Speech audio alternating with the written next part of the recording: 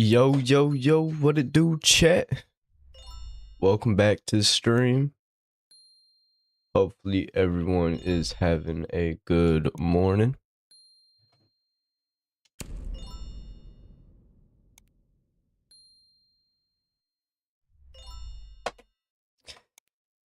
Today, the usual, but I won't be live long because I got something to do at 10:30 this morning.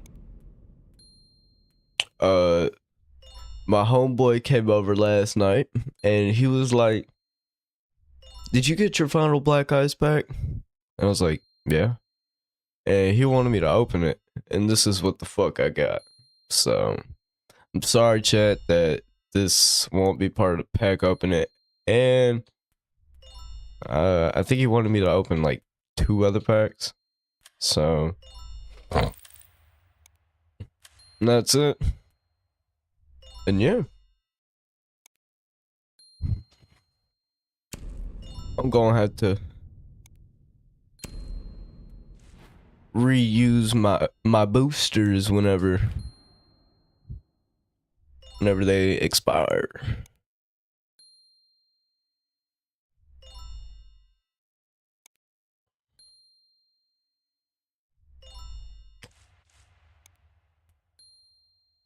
Man, fuck, I keep on forgetting to make a video on this. Well, I'm probably finna just wait last day for real. Okay, I did not know that there was a fucking charm in this.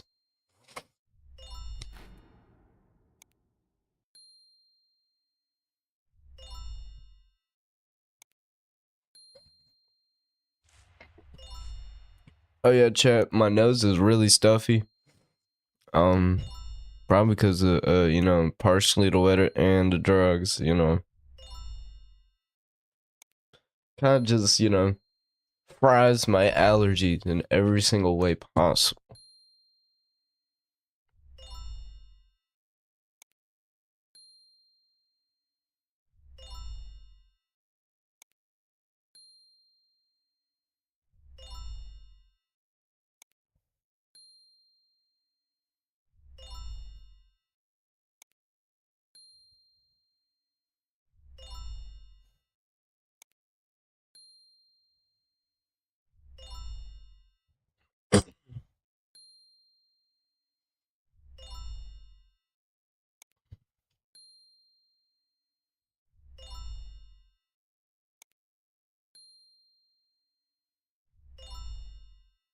Can I get into a game, please? Like, holy shit.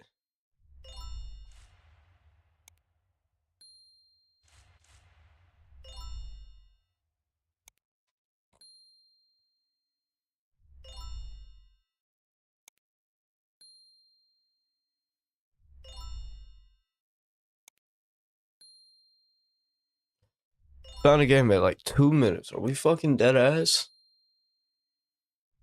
Are we dead ass right now?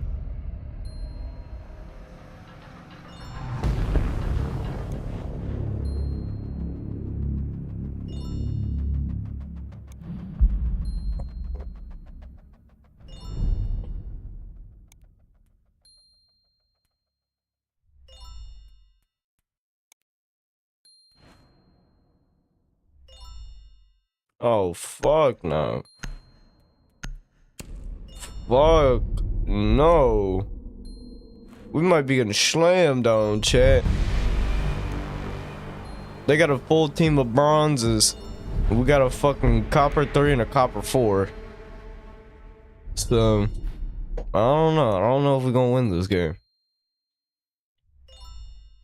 Or there might be some good ass fucking coppers that just ain't played. I don't know.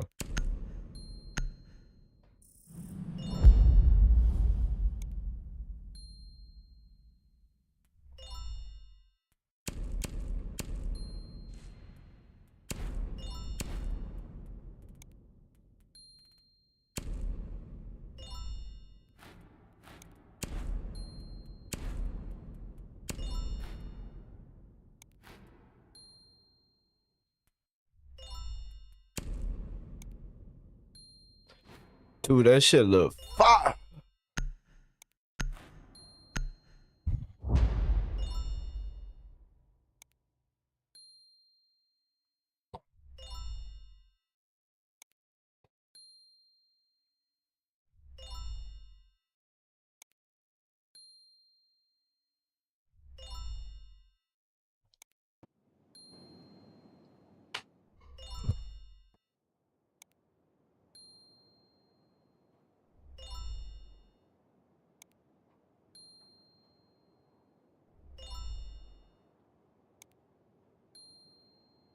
Secure the area. Keep the bombs protected. Never mind, we might win. Reinforcing wall! Op 4 located a bomb. Protect it.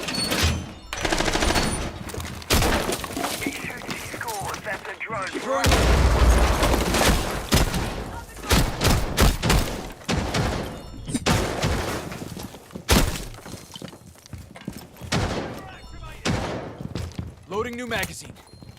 Activating. 10 seconds. Down to 5 seconds. Op 4 has located a bomb. Activating jammer.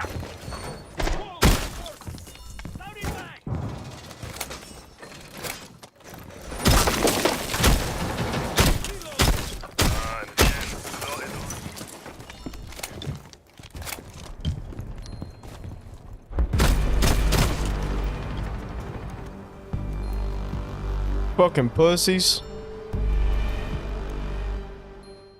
Fucking pussies. It's like the best way I can say it. Pussies. Man, chat, I've been feeling like I have fucking tonsil stones in the back of my fucking throat.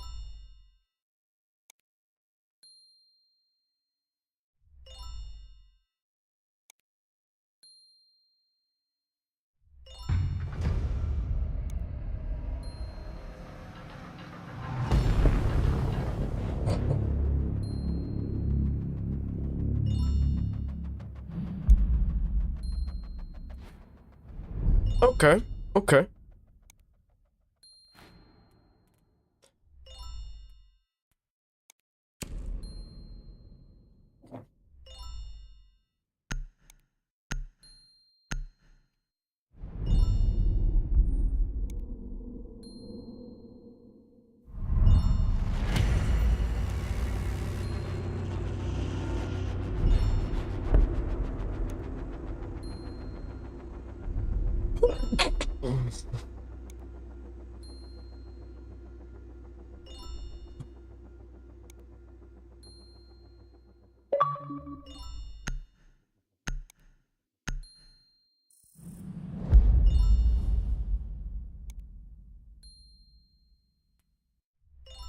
But yeah, since I do have shit to do today, I will be doing a smoke break at the end of the stream, and I got y'all hooked up with a good video. I hope y'all like it.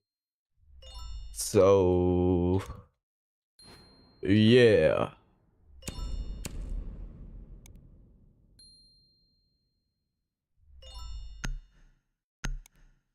I hope y'all will enjoy it. But if not, then I won't play.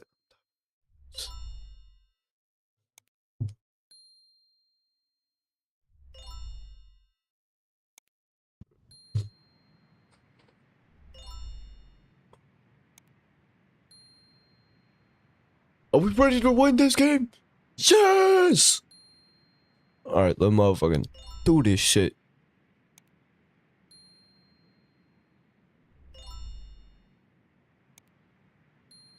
Need to use your drone to locate a bomb.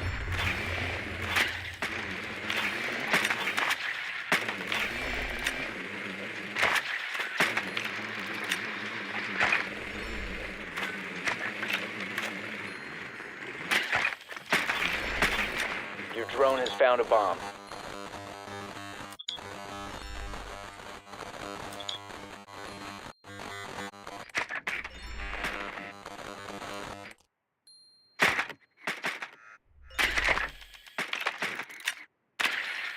Seconds before insertion. 5 seconds to insertion.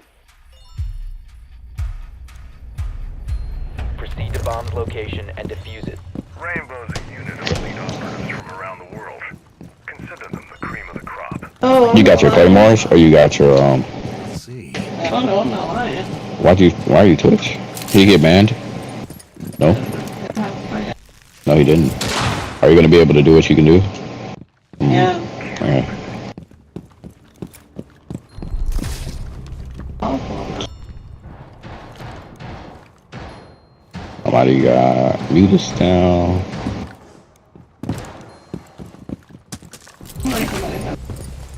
Oh, that man's going crazy. Claymore mine is ready. Let me know when you set up. Oh, yeah. That man's smoking them. Killing everybody. Oh, there she is. She's in the hallway. One op 4 remaining. Did they get her? Yep. Alright, I wanna go plant. Oh, damn. Don't die. Everything over here. I'm still alive. I'm still alive. Diffuser is active. Protected at all costs. I had 2 thorns and a fenrir. Probably should have I hate my fucking life.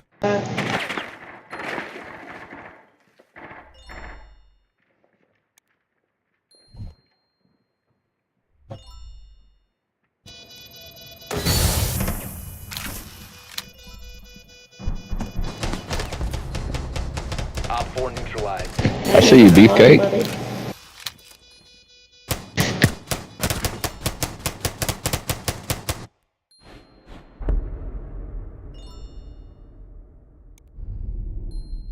What the fuck?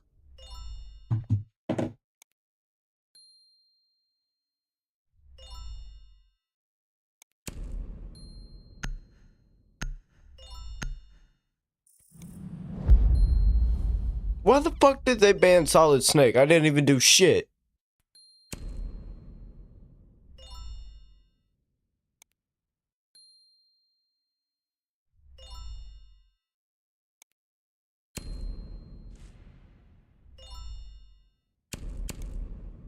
I ain't run Twitch in a minute, so you know what, chat?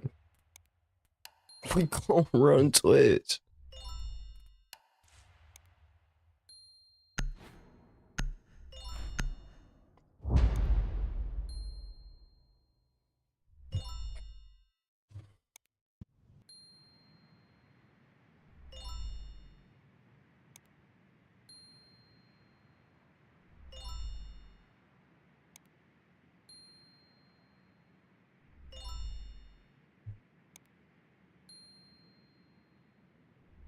We need to locate a bomb.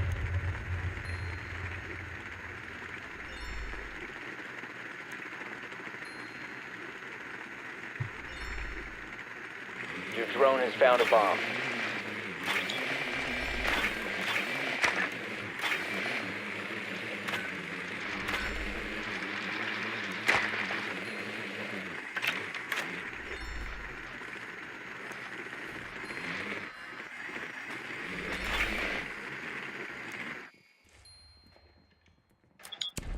Ten seconds. Last is Rook. Insertion in 5 seconds. You found a bomb. Make your way to Leave the me being location a of the diffuser. slithery snake just to shoot my drone or something. Is this man playing Siege with his woman right now? Fuck yeah. Yeah.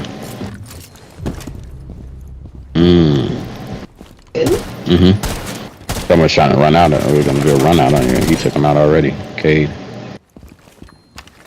Activating Hey. shock drone. Throwing the drone out. Let's see what we got going on in here. Nothing directly under you. They didn't make a rotate on the stairs, and nobody behind bar. Here come Legion. He's prone though. Behind bar. Oh, okay. I'm going to go plant now.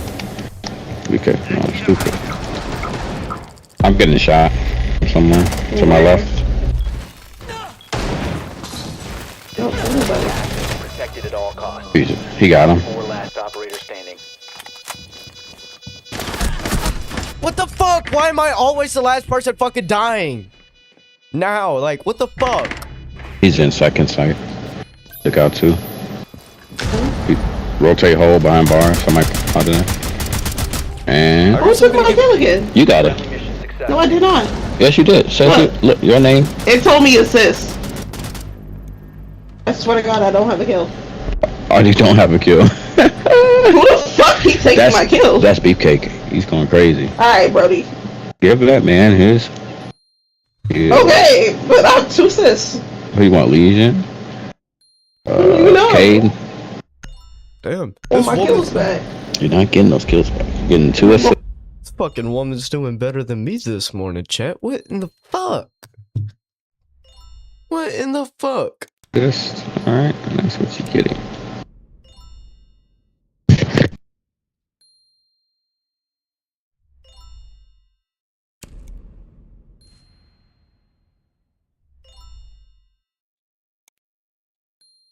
Man, fuck it. Am I finna just have to demos these motherfuckers?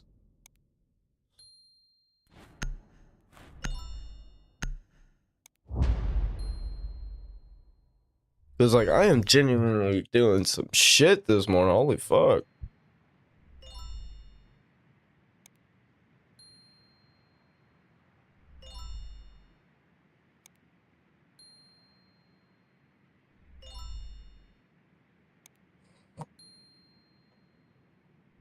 Need to use your drone to locate a bomb.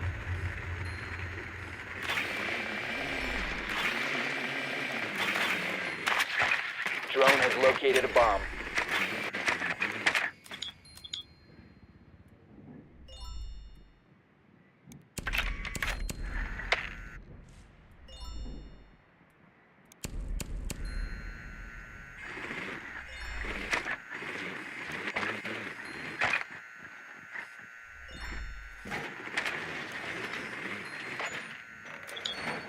Ten seconds before insertion.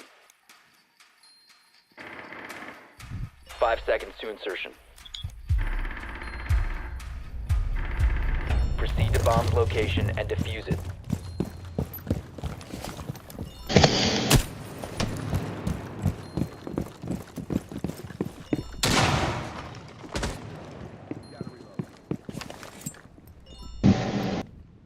Throwing frag. Damn.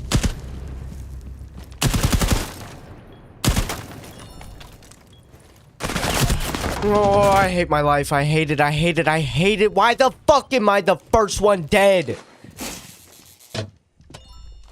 Oh my god, bro. I shouldn't have went live this morning. Hey, come on.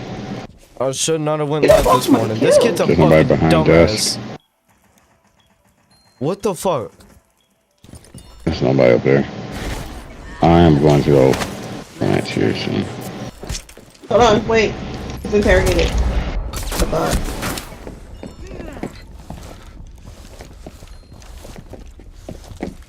The other one's gonna get interrogated too? Yeah. Main door. I'm reloading. So fucking stood up for this. Up there he is. Cal.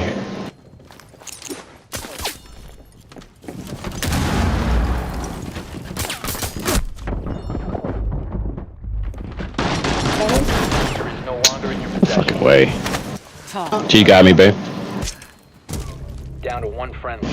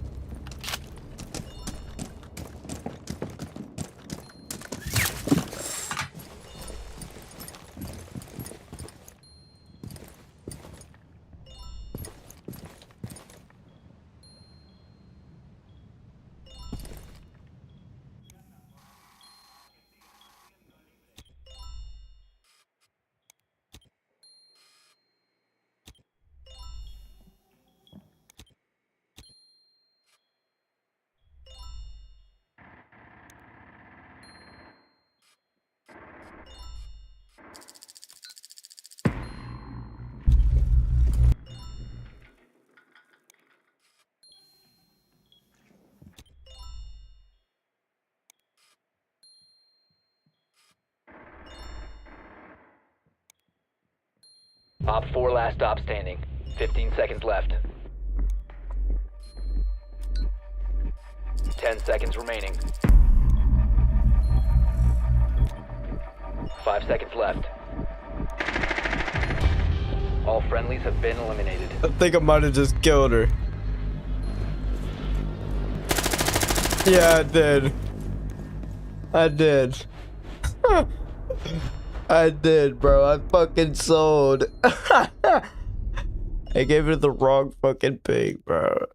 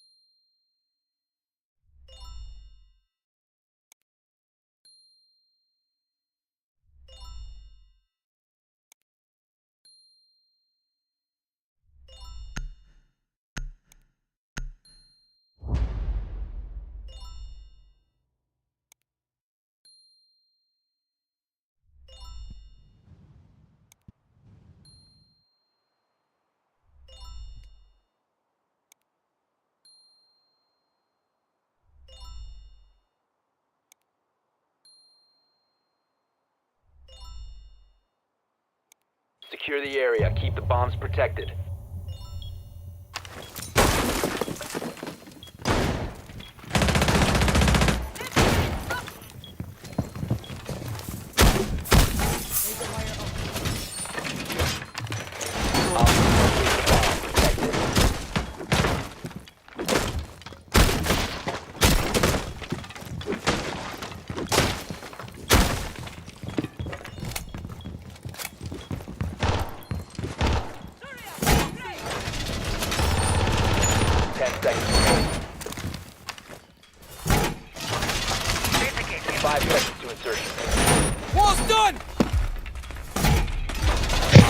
Located a bomb. You ready for hostile action?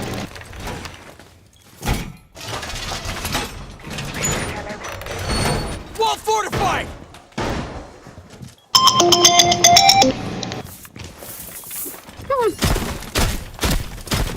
On the window, baby. They're on big window already. No, little one. Window.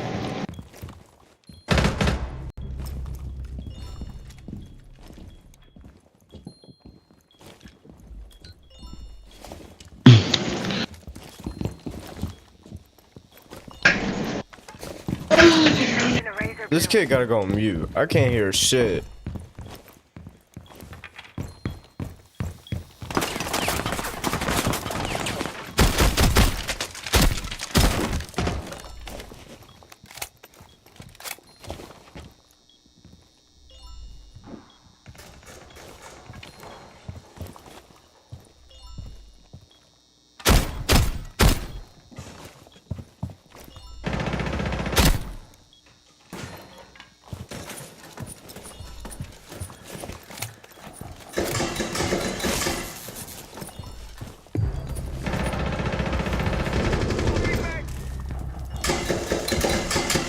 All set to jam the Meridian.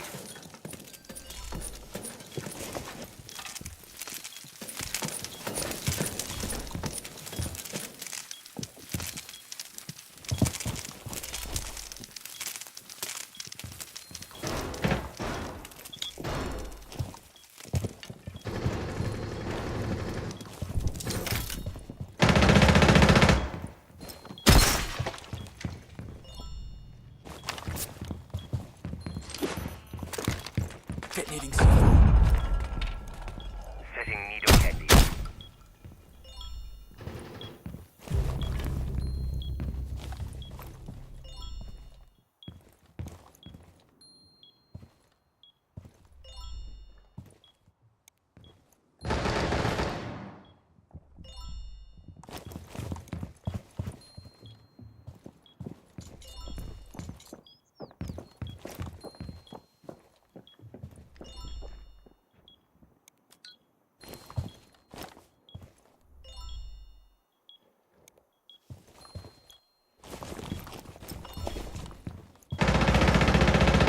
Reloading! 15 seconds. Time expires in 10 seconds. 5 seconds remaining. Op 4, last operator standing. You're out of time.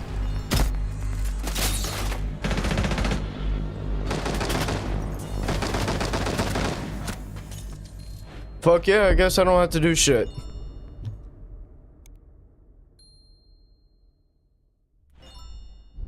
I gotta at least get myself going positive or some shit.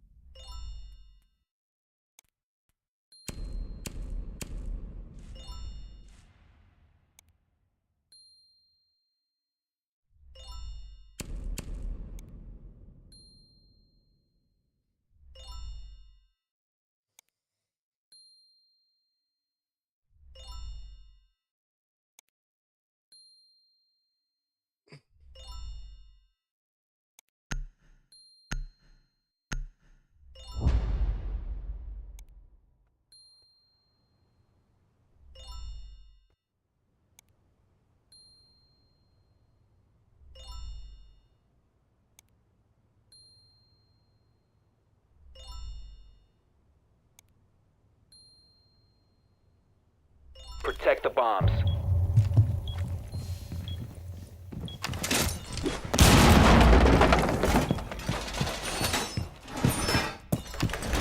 Wall secured.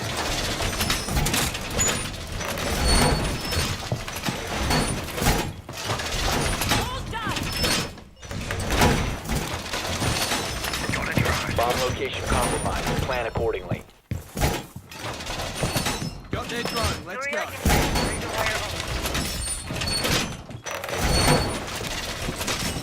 10 seconds. Wall reinforced.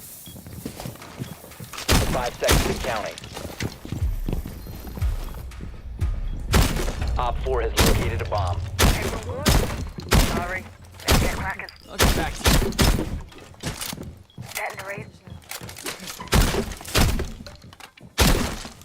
On the razor balloon. Setting needle candy. Gotta reload. Shell going out.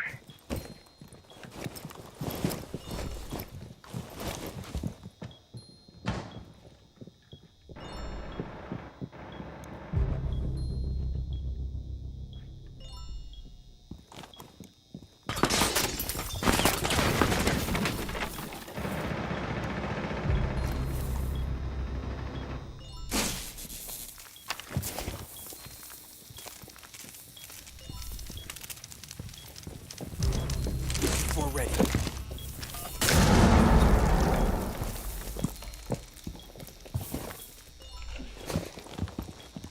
Giving them a shot.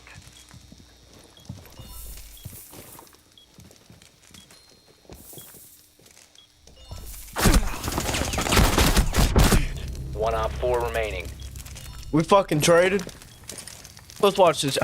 Oh, that's why you can see, because he can see my. Alright. I guess that's my only kill I'm getting.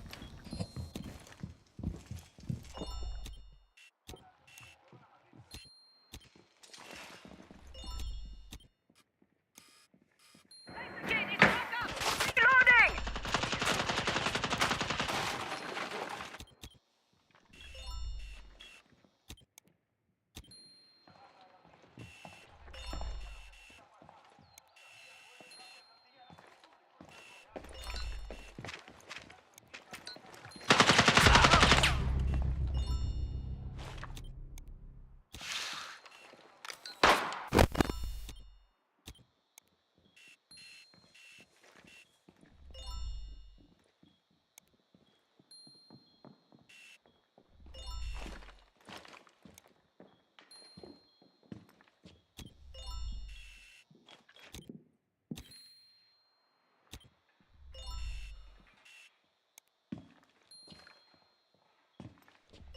Yeah, he's coming from that side.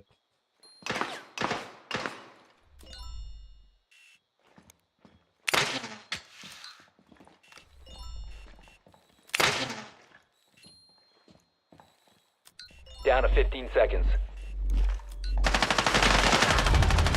Friendly's victorious. Hostiles eliminated.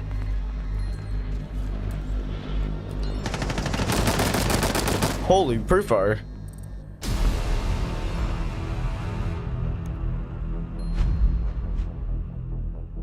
Motherfucking Beefcake carried us to motherfucking victory.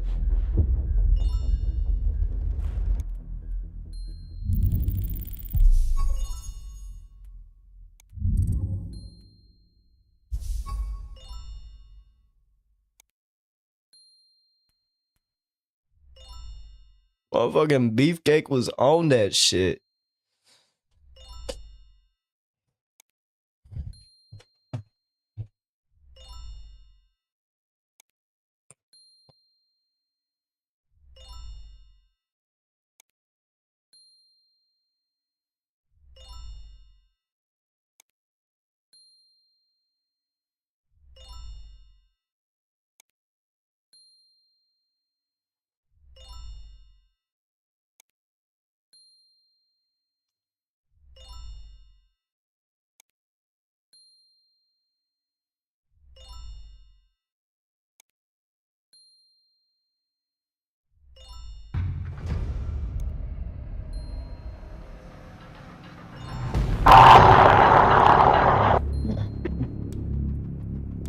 My fucking god. It sounded like a man just fucking screaming. Like can barely fucking scream. What the fuck?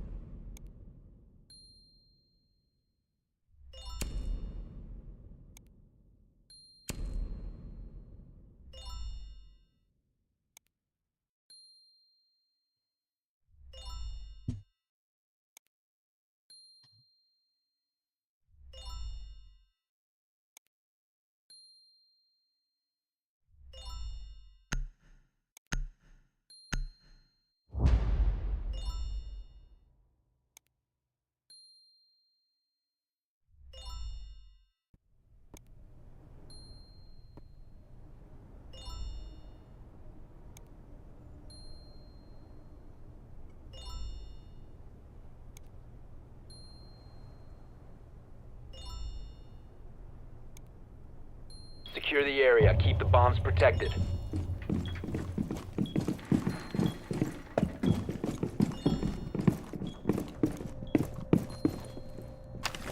Razor zero.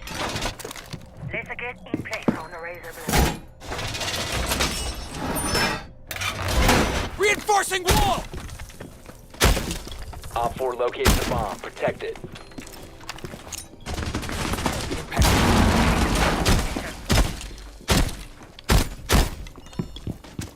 Placing a Razor Blue. 10 seconds remaining. Let's get in place. Down to 5 seconds. Bomb located by Op 4. Everyone good? Alright, let's get cracking. Can do, will do.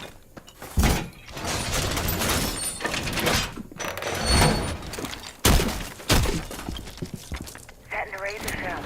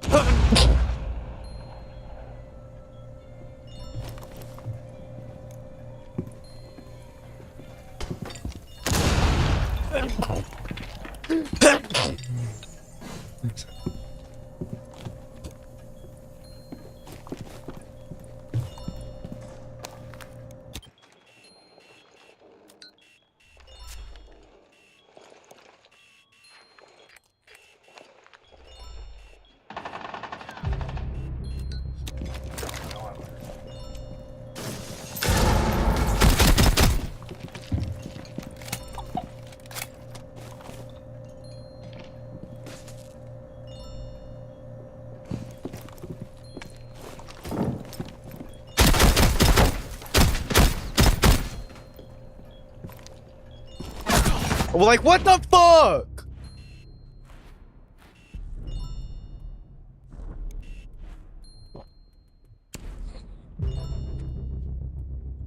One friendly operator remaining.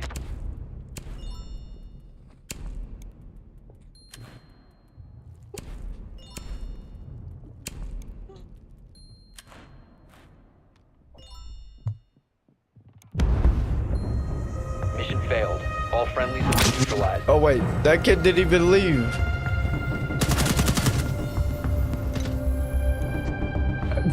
I'm a fucking idiot, bro. I thought I thought 2 people left, but it was only this fucking dipshit. Oh my god, I'm a fucking idiot. Only if there's I was finna say, bro.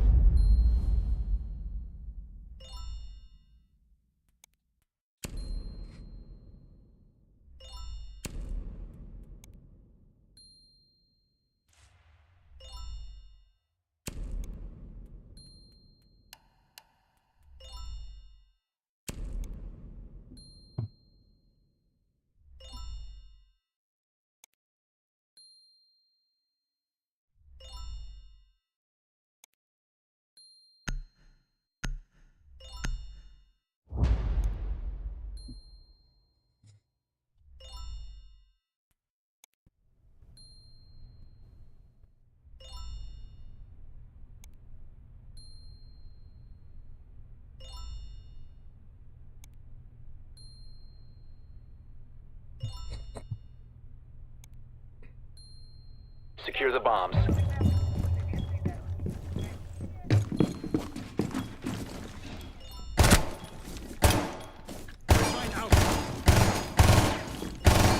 Swapping mags!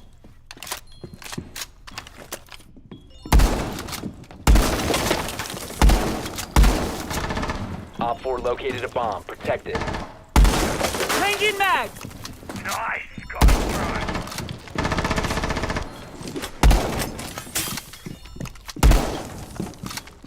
Setting a mine. 10 seconds to insertion. 5 seconds to insertion. Op 4 has located a bomb. The ROS scientific staff is Beyond the capable mirror. My own. I'm sure they're doing the knowledge. Keep their memory weak.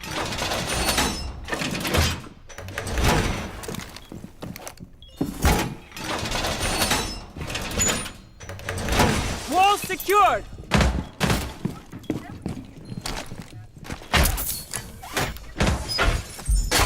Enjoy the...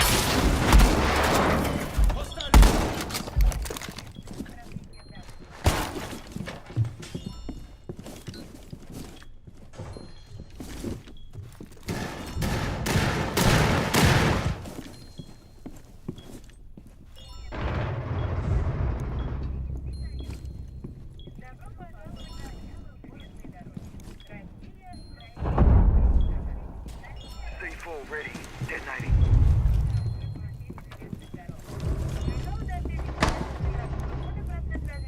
What the fuck are our teammates doing?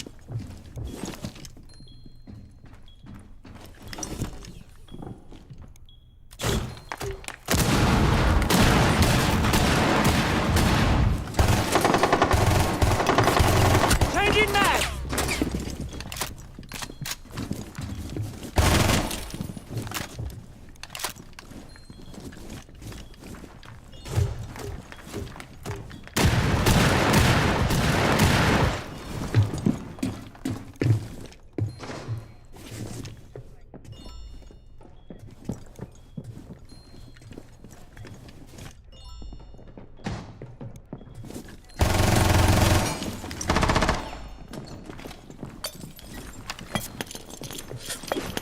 Fuck! Op 4 has placed a diffuser near a bomb. Destroy it. One friendly operator remaining.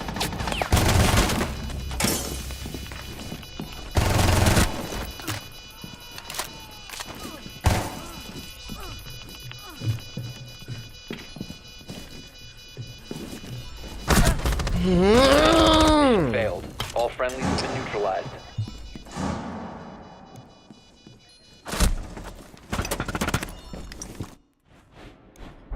my god, bro. I'm finna tweak.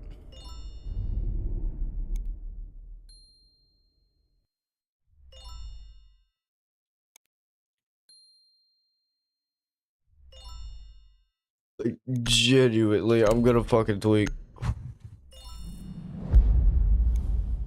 Cause what the fuck is going on? Genuinely, what the fuck is going on?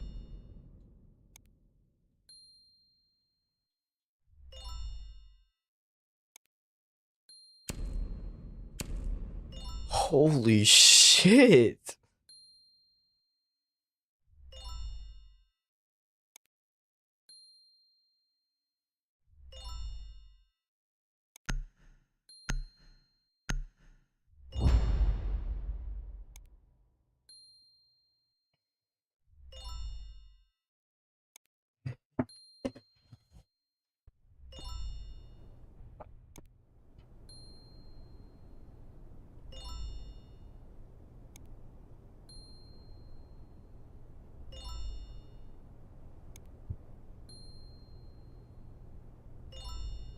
Protect the bombs.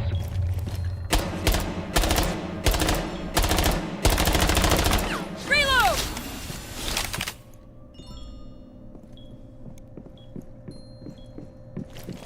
Bomb location compromised. Plan accordingly. Swapping mag! Barbed wire going up. Changing mags.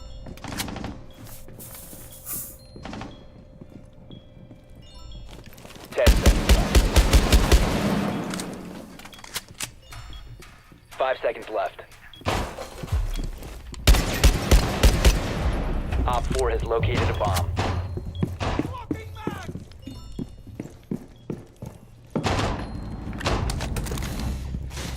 Loading new magazine. Device deployed.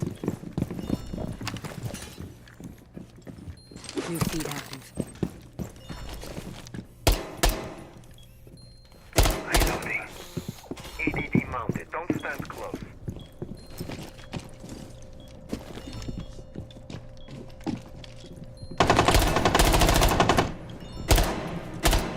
Changing mag!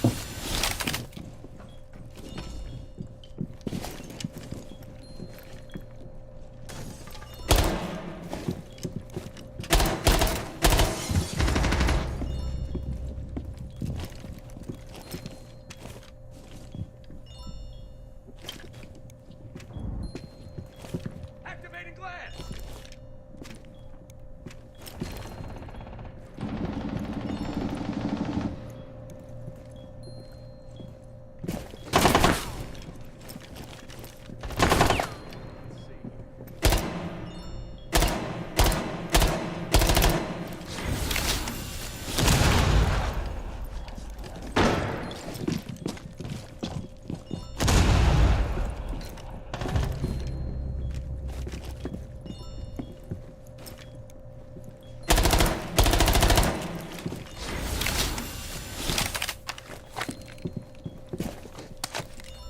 Camera feed up and running.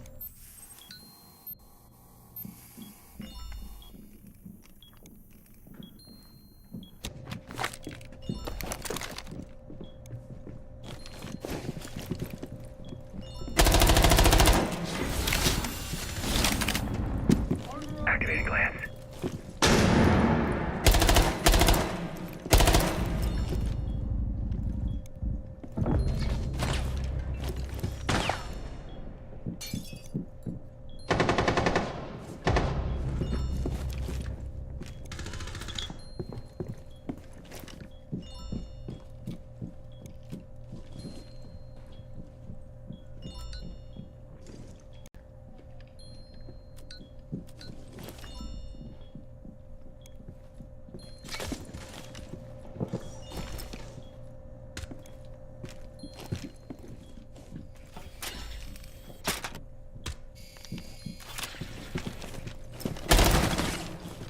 Seconds.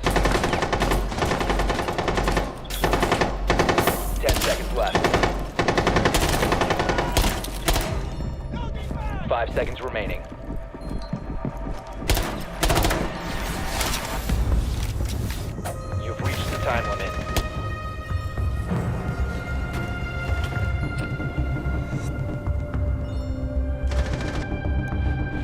yeah, we defended the bitch. So let's try and come back. So let's do this.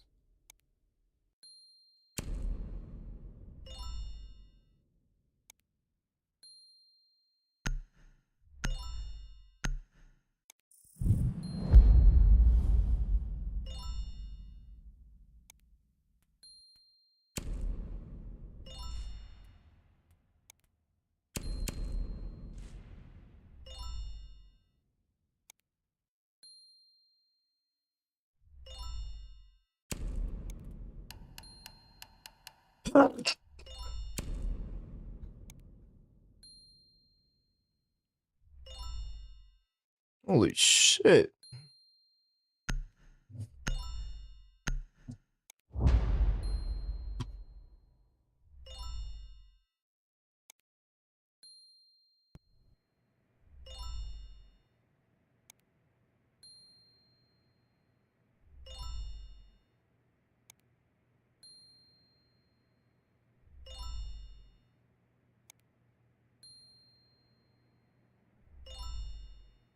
We need to locate a bomb.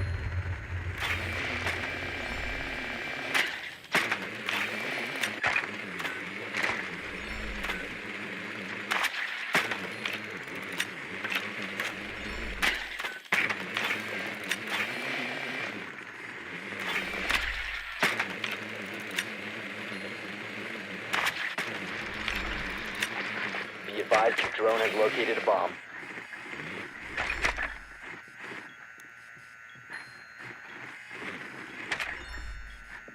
Ten seconds.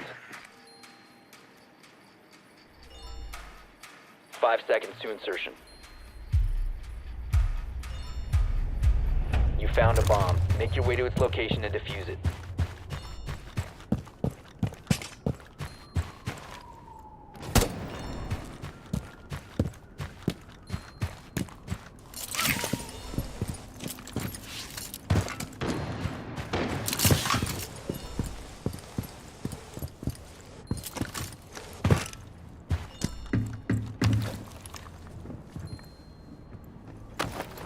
Ready to breach.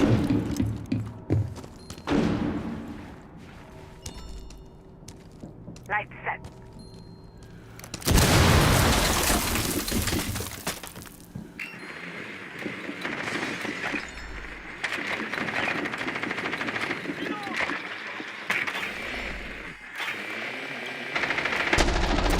Must recover the diffuser. Looks like they're coming out to play.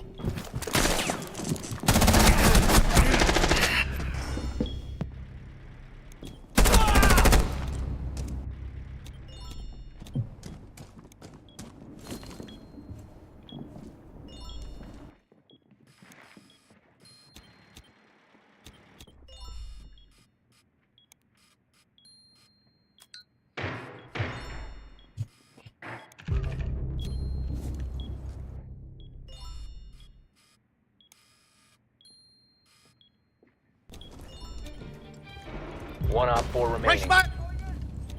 The diffuser has been recovered.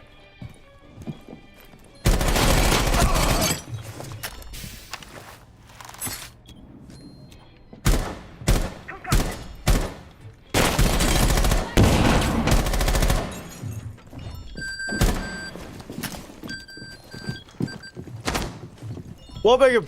Wallbang him, Sophia! Wallbang him! Oh, never mind. That doesn't even go in there. Bomb diffusion That's on the other initiated. wall. Protect. Op 4 eliminated. We're coming back!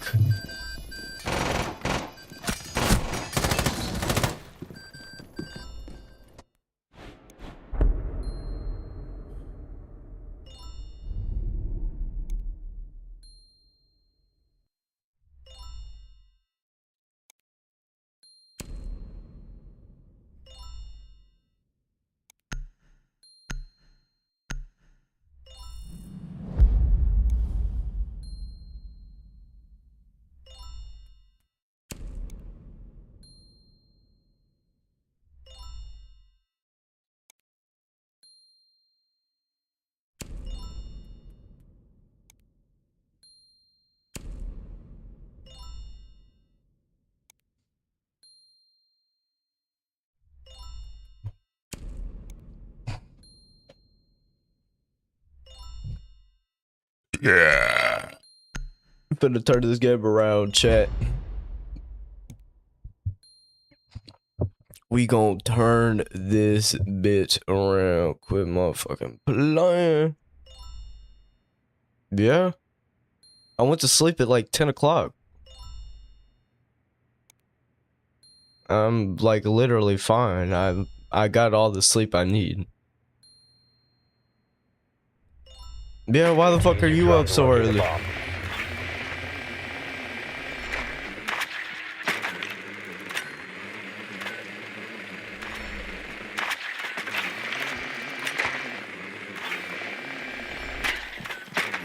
I literally woke up at 4 o'clock.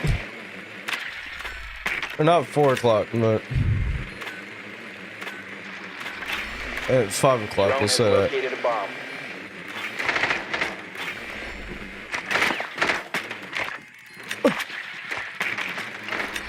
Rip me out past bed, feeling brand new.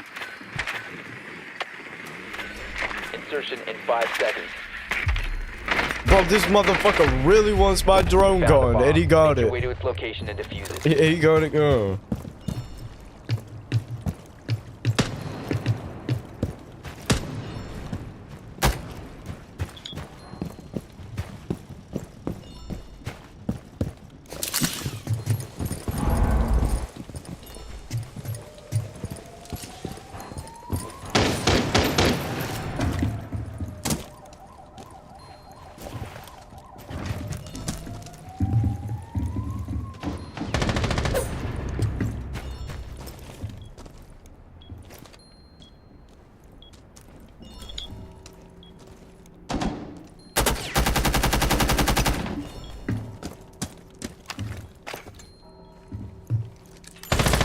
Great charge!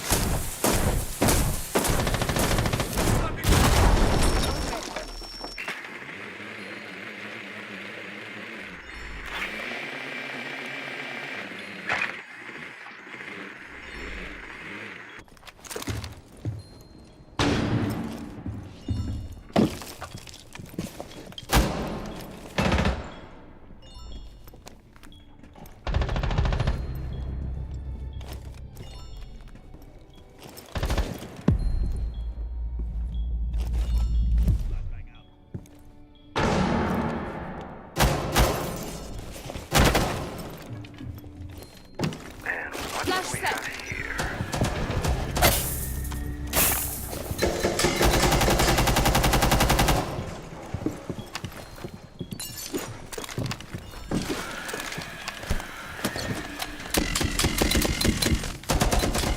Op 4 last operator standing.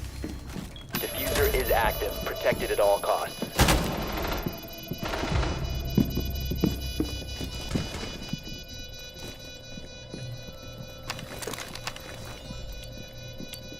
Lights on.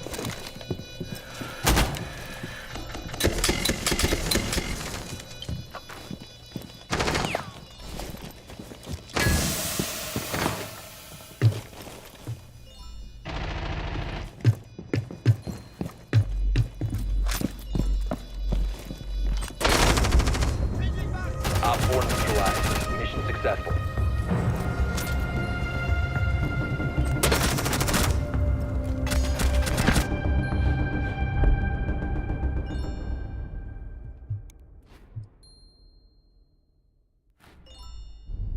This is some bullshit, chat. I am doing some straight hot dog shit this morning.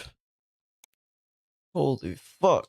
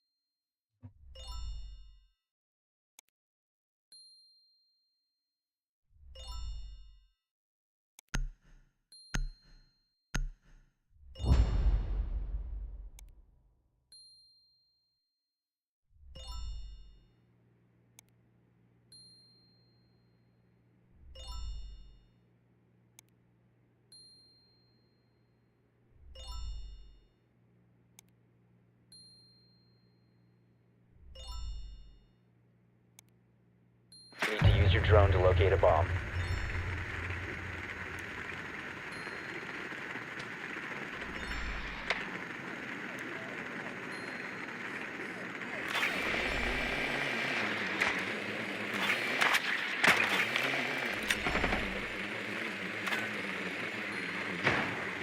Your drone has found a bomb.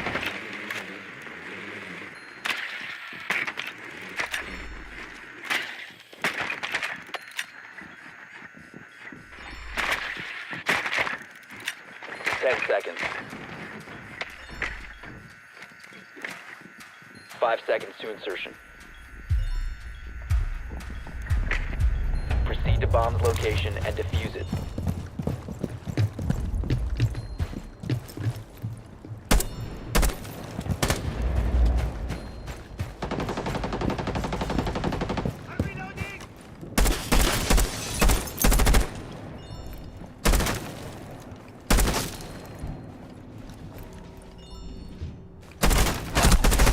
What the fuck? I can't see this stupid bitch.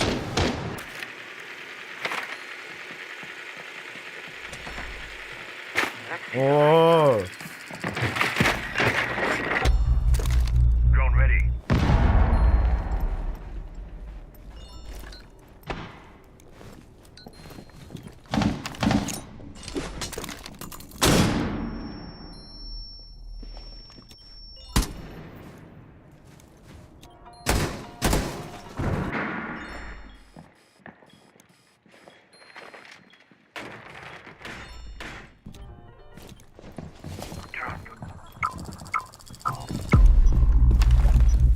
Claymore deployed.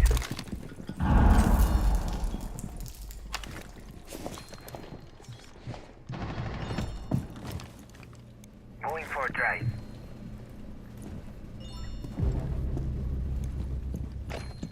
Boom coming up.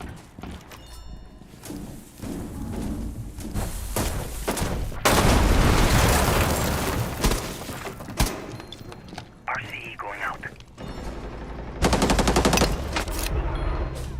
Mobile charge lost!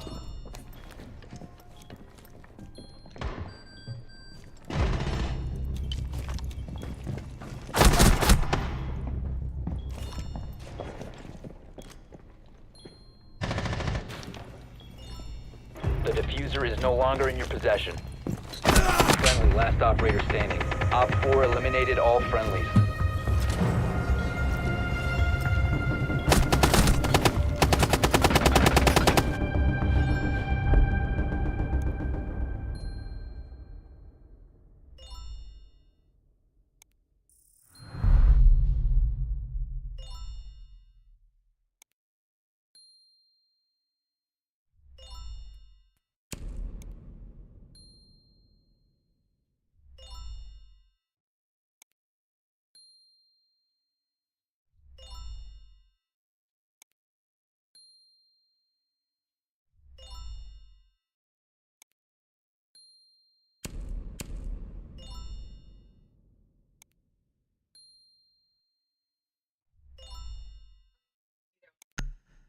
What the fuck? I accidentally just opened TikTok on my phone.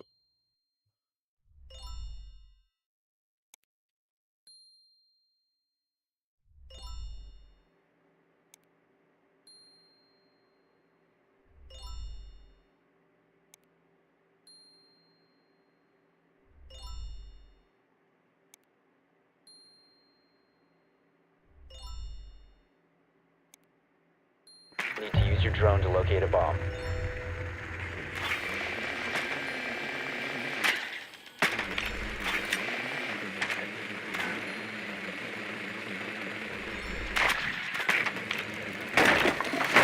Your drone has found a bomb.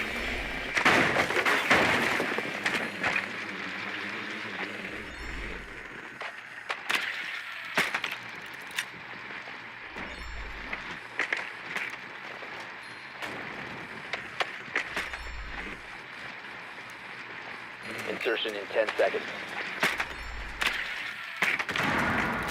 5 seconds to go. Proceed to bomb's location and defuse it.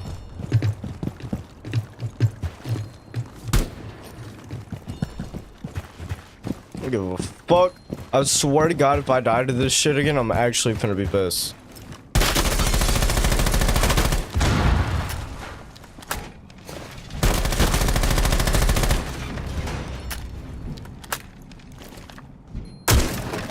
Setting up a deployment.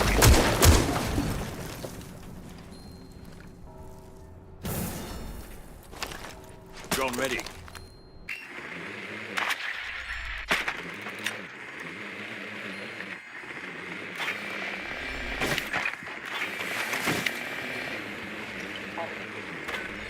Auto breacher, go! Boogie deployed. Boogie's ready! Go!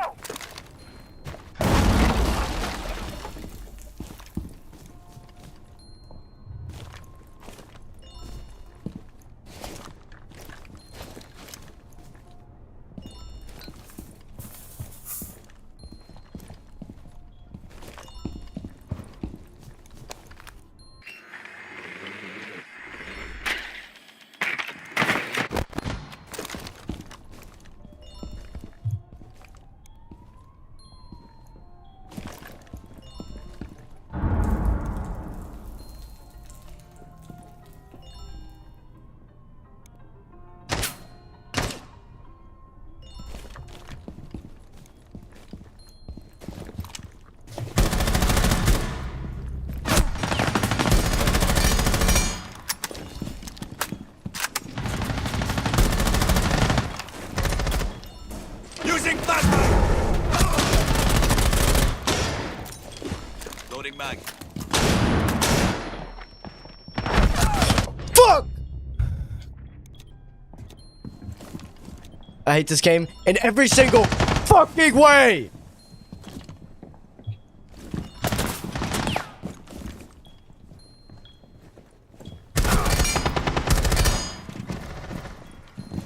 And our teammates are a bunch of fucking idiots.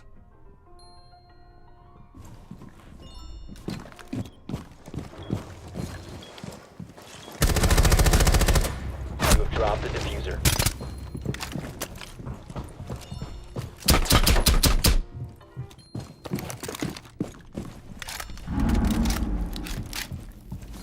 Seconds left.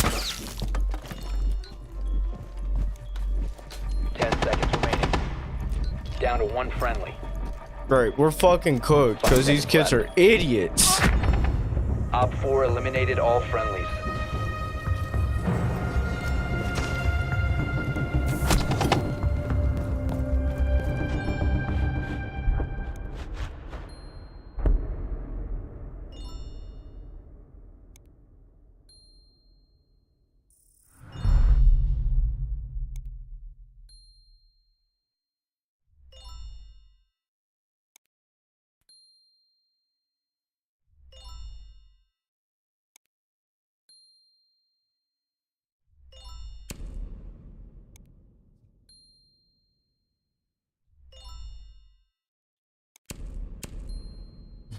Oh my fucking god, we could have easily had that shit, bro.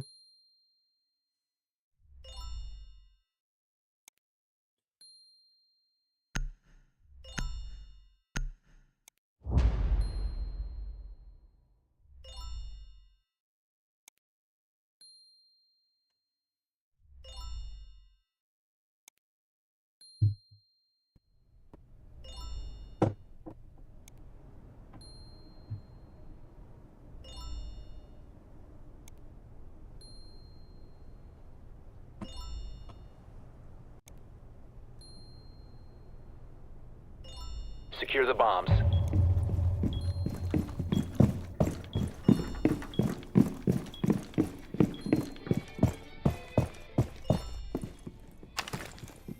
Op 4 located a bomb. Protect it. Camera feed up and running. Deploying explosive ordnance.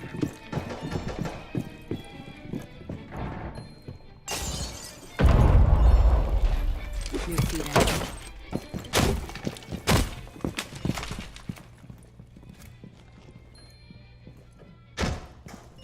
Down to 10 seconds.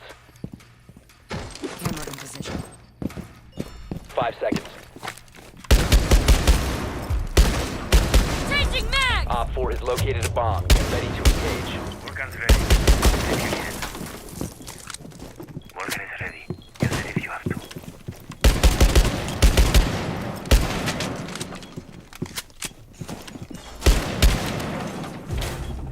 Morgan is up.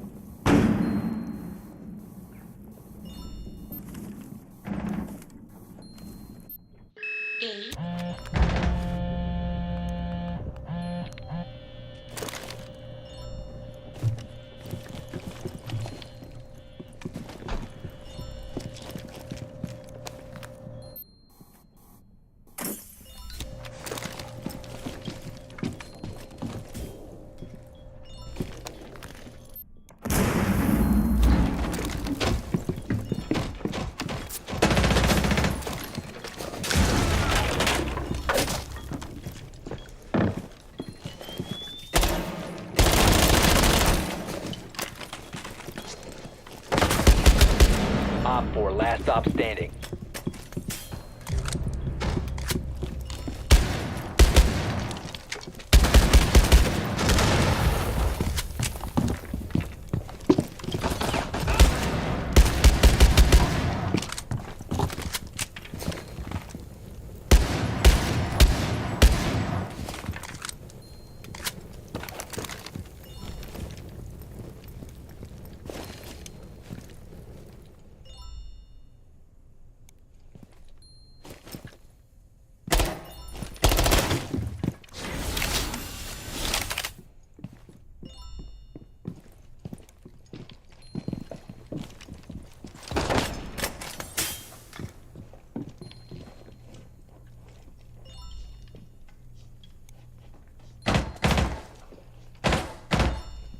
One friendly remaining.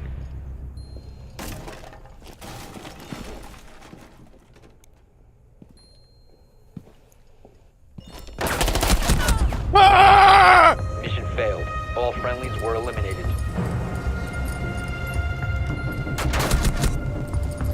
All these kids are fucking garbage. Oh my god.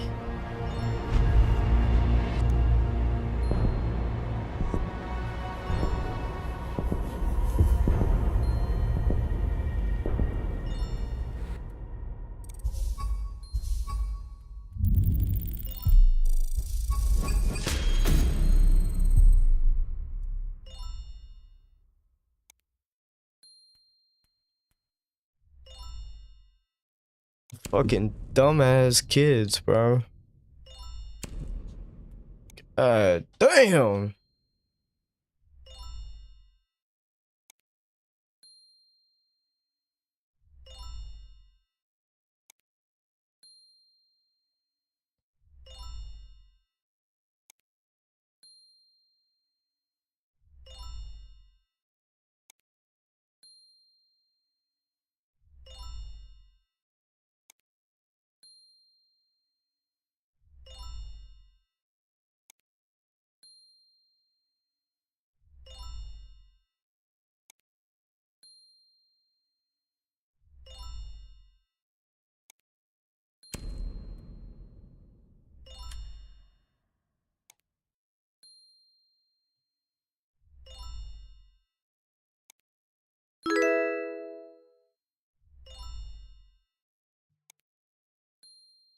Yo, thanks for the follow.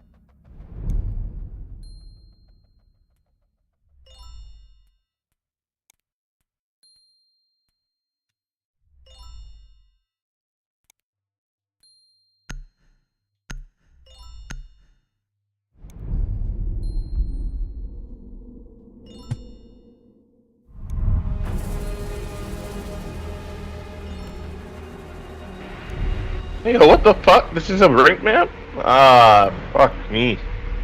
Ah, fuck me. This is a ranked map? Why is this in ranked? Don't ask us, bro. The fuck?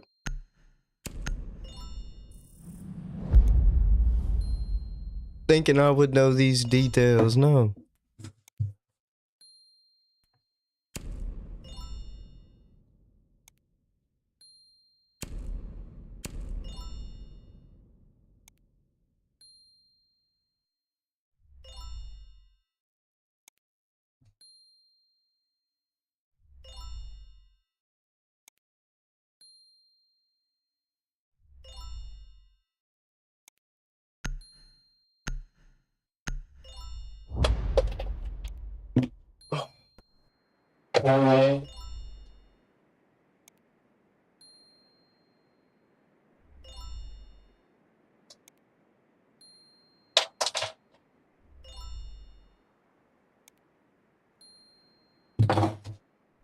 You need to locate a bomb.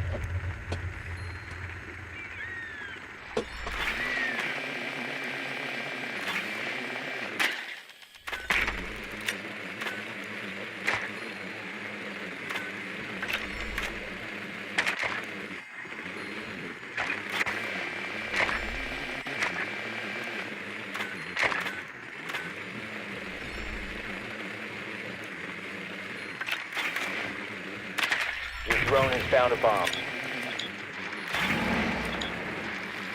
10 seconds to insertion. 5 seconds. Proceed to bomb's location and defuse it.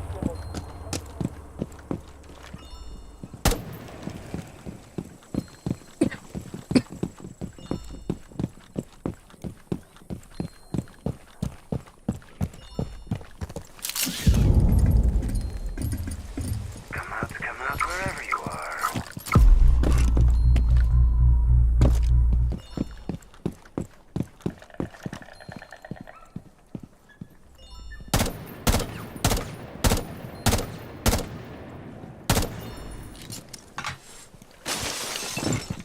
I remember what's starting. Reloading.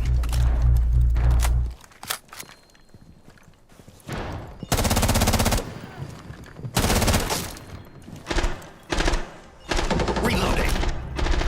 Boosting adrenaline. Watch yourselves. Hostile inbound.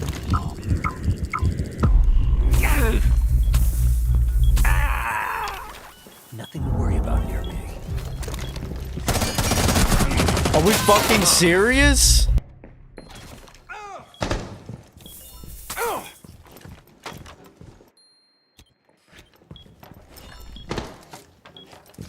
Oh, this game makes me just want to fucking strangle myself, dude.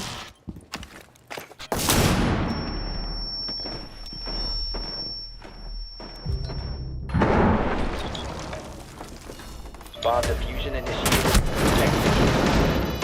Down to 1 friendly. What the fuck is going on? What are my... What the fuck?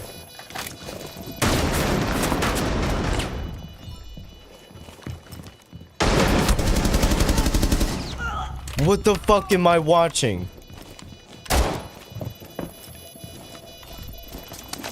Shoot him through the wood, you dumbass!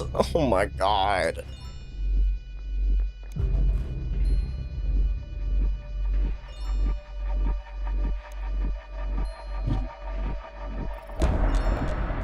The diffuser has been destroyed. Mission failed.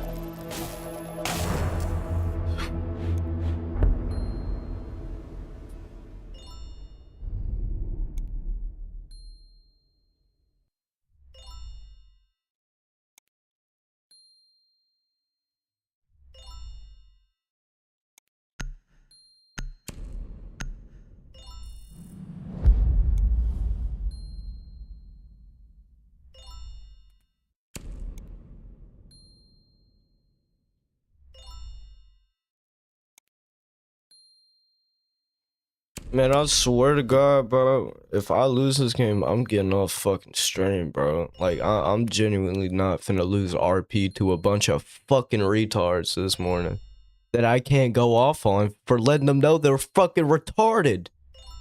Genuinely. If these kids sell my game, I'm fucking ending stream, because fuck these kids in every single way fucking possible. I went against this kid last game, bro. Like, what the fuck? We need to locate a bomb.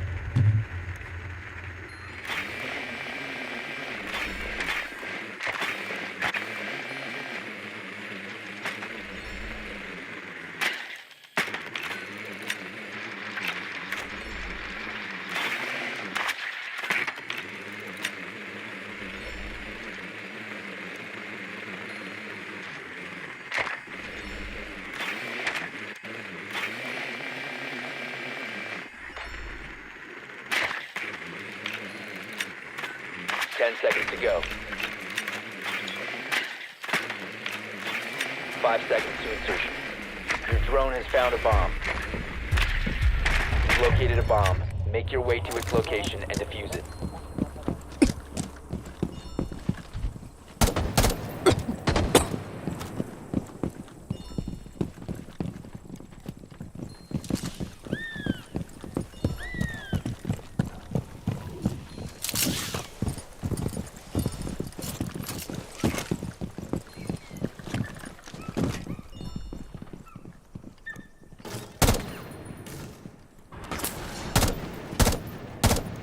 Deploying a drone.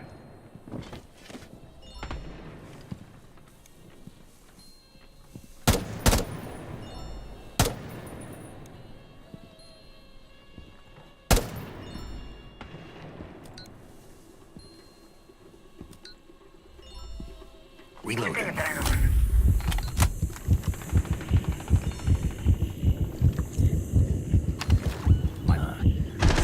That replay.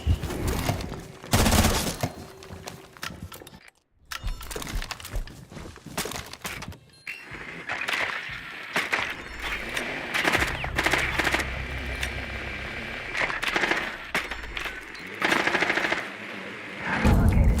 Seeking full.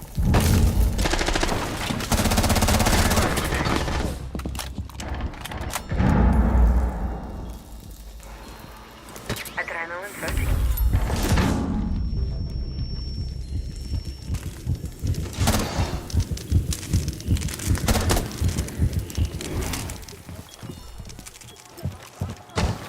Nothing to report at my. Watch yourselves. Hostile inbound. Op 4 Immediate last area. operator Hostile standing. free.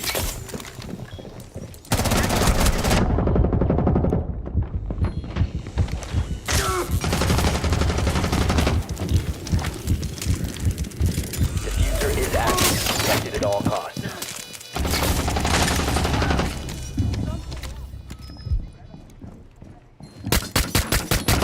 Oh my god.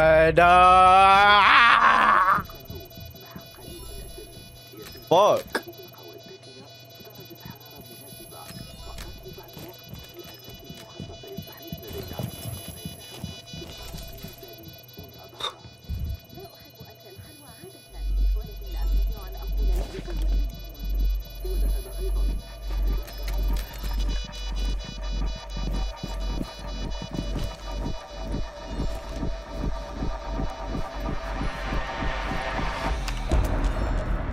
Hostile bomb defused. Mission successful.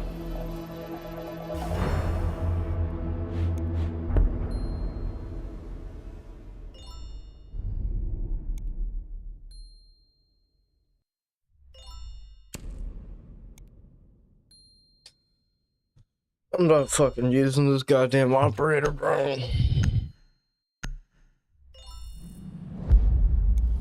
I'm genuinely tweaking the fuck out.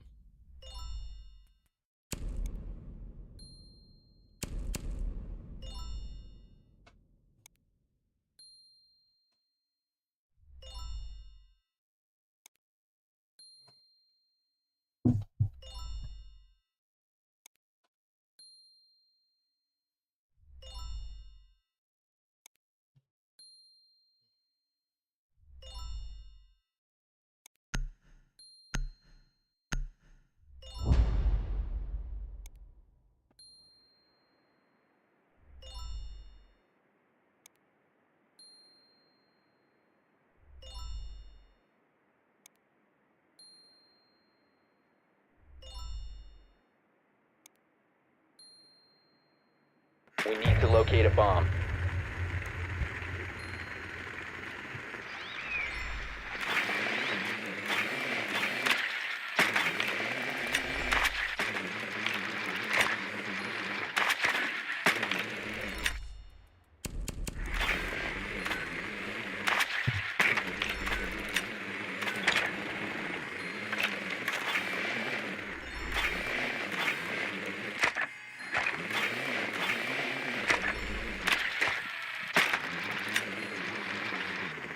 Seconds.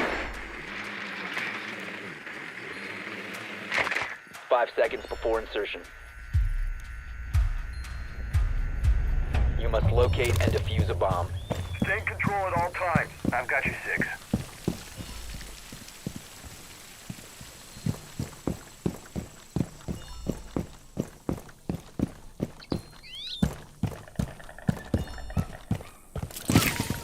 You have located a bomb.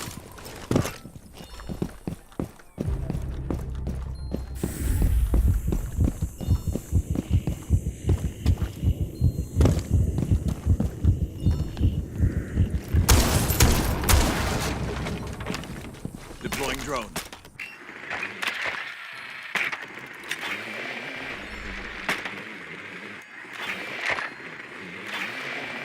You must recover the diffuser.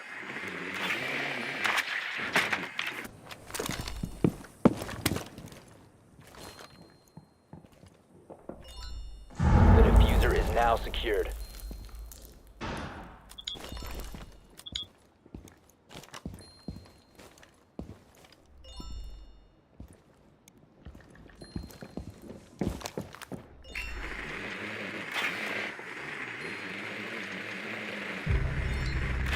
Loading mag! Bullets incoming.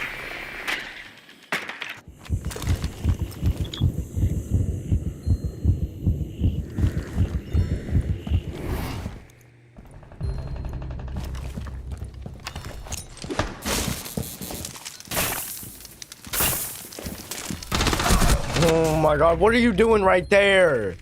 Fucking bitch.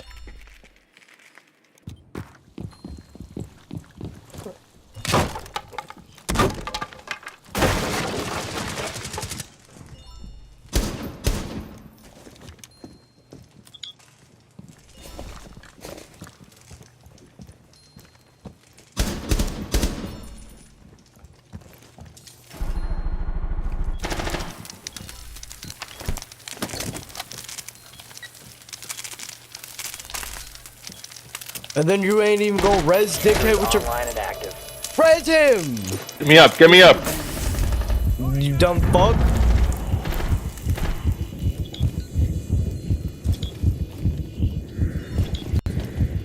Strike grenade out. Op 4 last operator standing. Op 4 eliminated.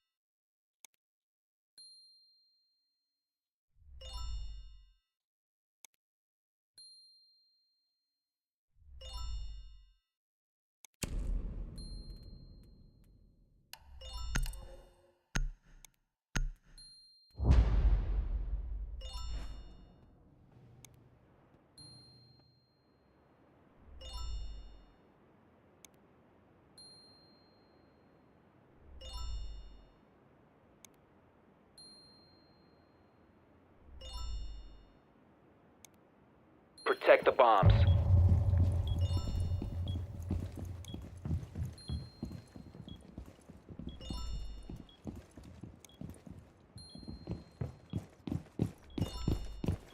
So what, am I not going?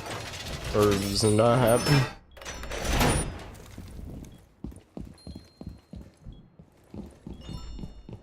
Razor bloom.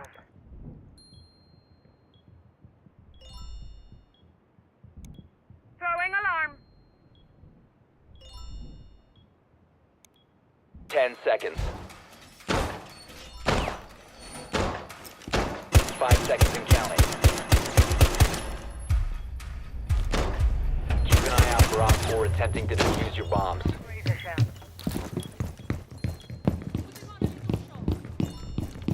Throwing proximity alarm. Op 4 found a bomb. You must defend it. Setting up.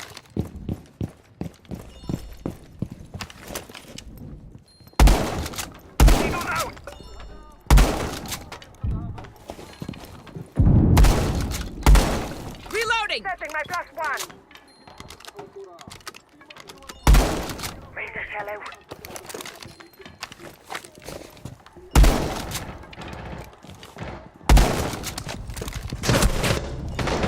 Camera feed up and running.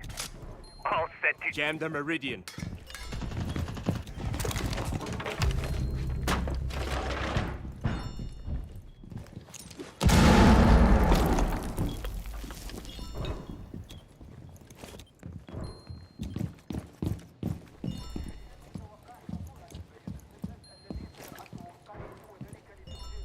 They took the bait.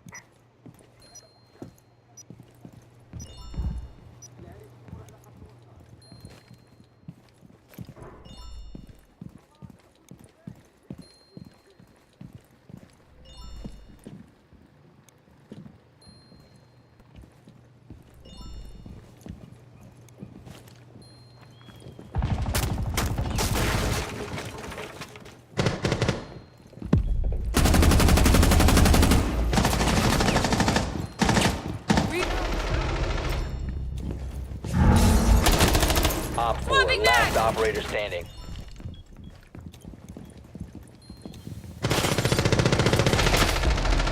Friendly's victorious. Hostiles eliminated.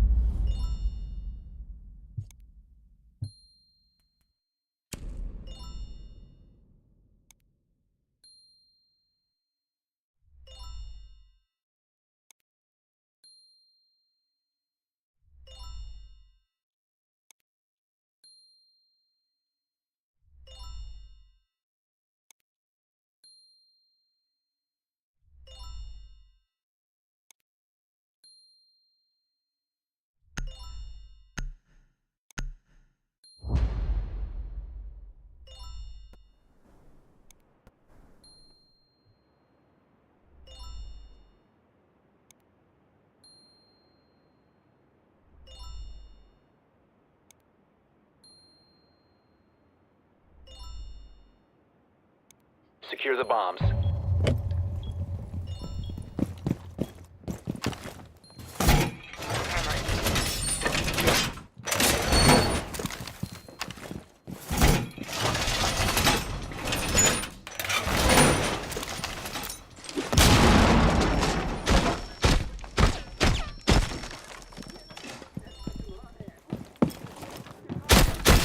Reloading.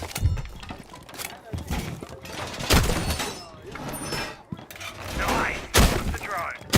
Down to 10 seconds. Down to 5 seconds. Bomb locations are secure.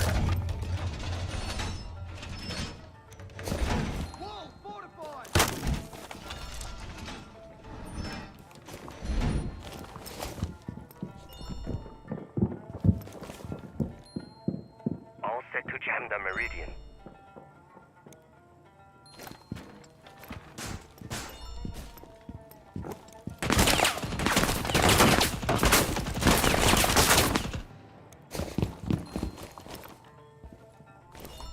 Drone acquired.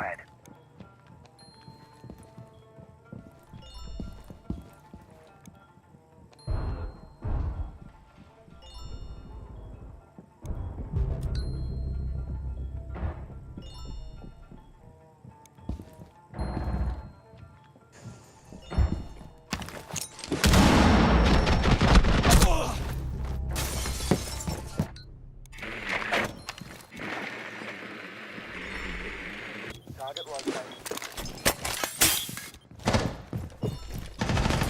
4, last stop standing.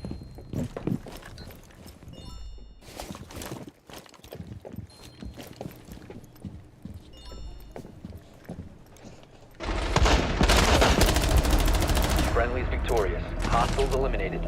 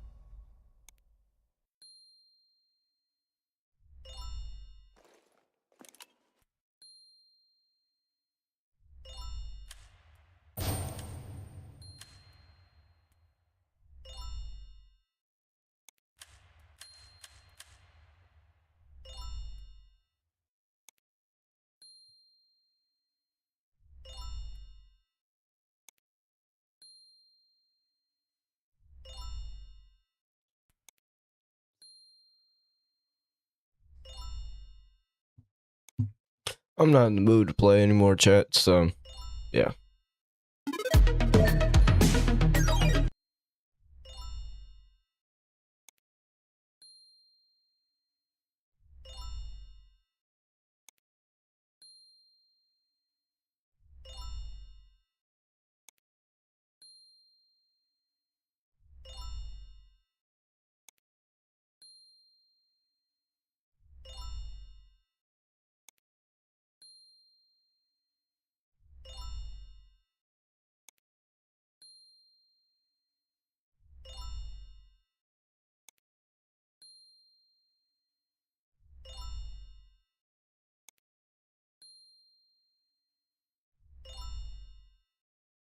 Hi, it's me, Tim Dodd, the Everyday Astronaut. Welcome back to Starbase, Texas. This is, of course, where SpaceX is building their Starship vehicles. This is part one of two parts. In part one, we're gonna take you around the factory, see what's new, see the ships, see the boosters, see Star Factory from the inside for the first time, and just learn a lot along the way. So stay tuned for part two, where we'll take you out to the launch pad, and we'll also follow up with Elon after the launch and see how it went. So without further ado, let's go on another tour with Elon Musk. Cool. So yeah, as we were saying, I mean, obviously a lot has changed in the last couple of years. I mean, this is all. Maybe in theory, I don't know. I mean, Looks exactly the same. Hasn't changed a bit. What once was tents is now a permanent looking factory. Yeah, it used to be intense, and now it's in a building. Yeah, yeah. So we've got this, I think, pretty good looking rocket factory building that we've almost completed. We've completed the exterior. This will enable us to have serialized production of the rocket, especially the ship, which will ultimately be made, long term, probably be making 1,000 a year of the ship. So 1,000 a year.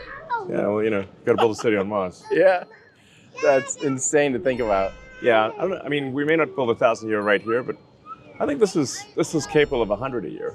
Really? Sure. Wow. That's only a ship every 3 days. And that's nothing. And well, and it's funny because now, if you think about it, even Falcon 9 these days, you're producing a second stage about every 2 days. And a few years ago, that would have been impossible. No one would have imagined, that they're building an upper stage. This year we'll make almost 200 upper stages of Falcon. That's unbelievable. And next year, probably over 200. That's, so. That's a cadence that people I don't think are, just you can't even imagine. You can't even fathom that kind of, output like that. That's just Falcon crazy. 9 is actually a heavy lift vehicle, so it's there's roughly 40,000 pounds to orbit. Yeah. Which is in the normal rocket language would be a heavy lift. Yeah. So now Starship's going to be able to do 100 tons to orbit with Starship 2, maybe a little more than that. With Starship 3, like at the 9 meter diameter, essentially when the 9 meter diameter is sort of fully stretched out to what ends up being from 120 meters total length to probably 140 or something like that. then this is like a lot of optimizations and engine improvements, heat shield mass improvements, reducing the amount of propellant needed for landing. Kind of basically do all the things that we've somewhat done with Falcon 9, and you get to a pretty efficient vehicle. I think we'll be able to do over 200 tons to a useful orbit with Starship. It's insane. So, and that's with full reusability. That's with full reusability. Which is insane. So that's twice the Saturn V with full reusability. And full and rapid reusability. So it's the booster and the ship are coming back to the launch site. Right. Should we take a look at what's going on in there? So, so as far as, we're seeing all this, you're talking about even version 1, maybe being able to do less than 100. But is version 1 really even going to... I feel like version 1 in my head version is just 1 is just to the point of, and we're really kind of Starship. We're version 1.67. I don't know. Right, it's like we're like many iterations through on version 1. Yeah. So. And it's just a canvas. It's a test experiment still at this phase. It's just I don't think people, they see it and they don't understand that like this is all just still a giant test at this stage. Yeah, one way to look at technology is to look at it as like you're rendering an image in successive levels of detail. So the first layer of the image is very, very blurry and things are out of place, and then with the next pass, it gets a bit more defined, and things kind of shift into place. And you do another pass and another pass, and eventually it's something that is refined and actually works. Right. But we're in uncharted territory with Starship. So there's not like nobody's ever made a fully reusable orbital rocket. Right. And that's really the critical breakthrough necessary for life to become multiplanetary. For us to become a true spacefaring civilization, we have to achieve full and rapid reusability. Yeah. So I call it rapidly reusable, reliable rockets. R squared. Or R. RRR. Yeah. Pirate. Space pirates. There we go. So. And it's the thing is that people need to remember is achieving orbit's been solved. I mean, you guys have been getting to orbit for a long time. Reusing it. Getting to orbit at all was solved in the 50s. Right. I mean, so I mean, I really don't think there's another point in an expendable rocket, in my opinion. Or at least I think the math clearly demonstrates that there is no point in an expendable rocket. You have to achieve reusability. We have reusability in cars, we have it in airplanes, we have it in bicycles, horses. Yeah. It's bizarre to not have reusability in any other form of transport. Boats. It would be insane to like chuck a boat away after every trip. Right. But this is how rockets have worked for the vast majority of time. In fact, SpaceX is still the only rocket that has any reusability with Falcon 9. Right. So with Falcon 9, we bring the boosters back. We refly them frequently. We bring the fairings back. We refly those. It's only the upper stage that is expended. Right. Now Falcon 9 does not qualify as rapidly reusable. Right. Because most of the time the booster is landing on a ship in the ocean. Right. So it takes a few days to get it back. Yeah. Oh, that's speeding up like crazy. I mean, the cadence out of the Cape is unbelievable. Yeah, we're trying to squeeze every quarter of a knot that we can out of the drone ships. Yeah. So seems that way.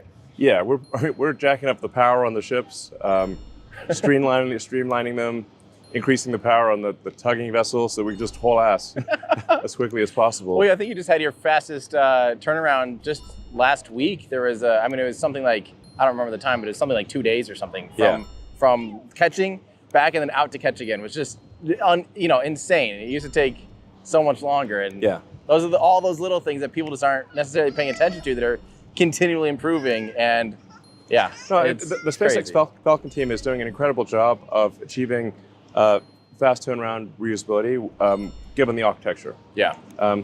Now that's still, however, a couple days to get a booster back, and then at least a few days to refurbish it for flight is still not rapid by aircraft or vehicle. Like if you take cars, boats, planes. Right. Doing a trip every 4 days would not right. cut it in a car. Right. Or an aircraft. Right. With Starship, the booster comes back to the launch site, is caught by the arms. Or this would be quite spectacular to see.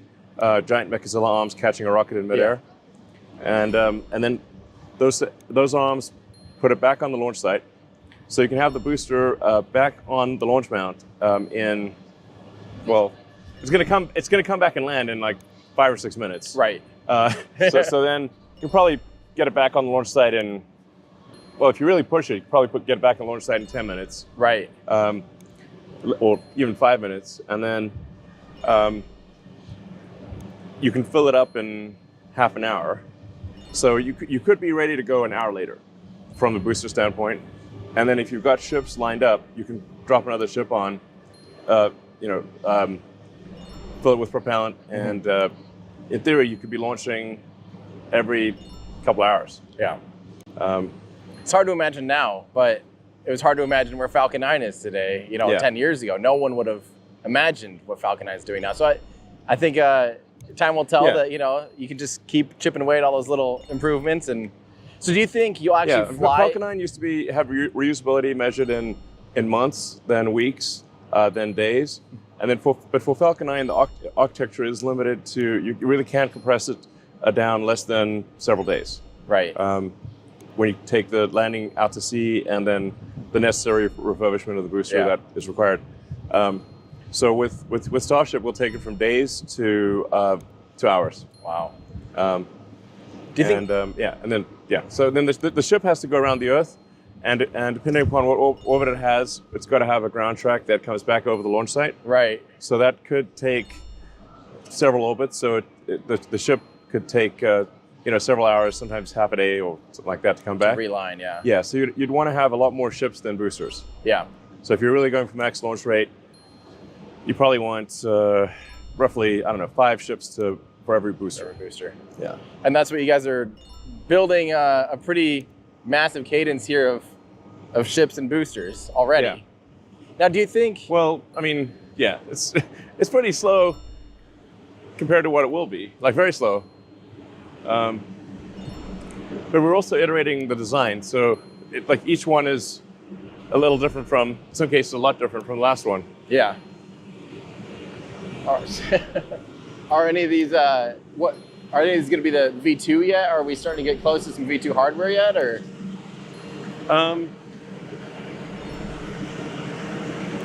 Yeah. The stretch version is basically V2. Well, I guess it depends on whether we call it V2 or don't call it V2. The slightly stretched version is V2, ugly. So, yeah. So you can see, what we have here is a Starship with, you've seen the heat shield side and the non-heat shield side. Yep. It's got the what we call the PEZ dispenser for tossing out the next generation Starlink satellites, the V3 satellites. So those will be very wide diameter, like sort of 7-meter diameter satellites. Yeah. So 22 feet or something like that. Right. So are these actually going to be are we hoping to see after, let's say this test goes well tomorrow, do you think the next one's actually going to go for orbit and start deploying testing out, trying to deploy Starlink, or where do you think we're in that whole mix? Is that maybe a few more down the road to start actually deploying payloads into orbit? We'll see how this mission goes. I mean, this year is not about delivering satellites for Starship. It's all about ironing out the design question marks. Mm-hmm. So the major things that remain to be solved for Starship, the single biggest one is what does it take to get through the high heating of reentry? Mm-hmm. So you can see the heat shield that we have there. We have some, let's say unsolved questions on the heat shield. A bunch of which we don't even know that they are questions, and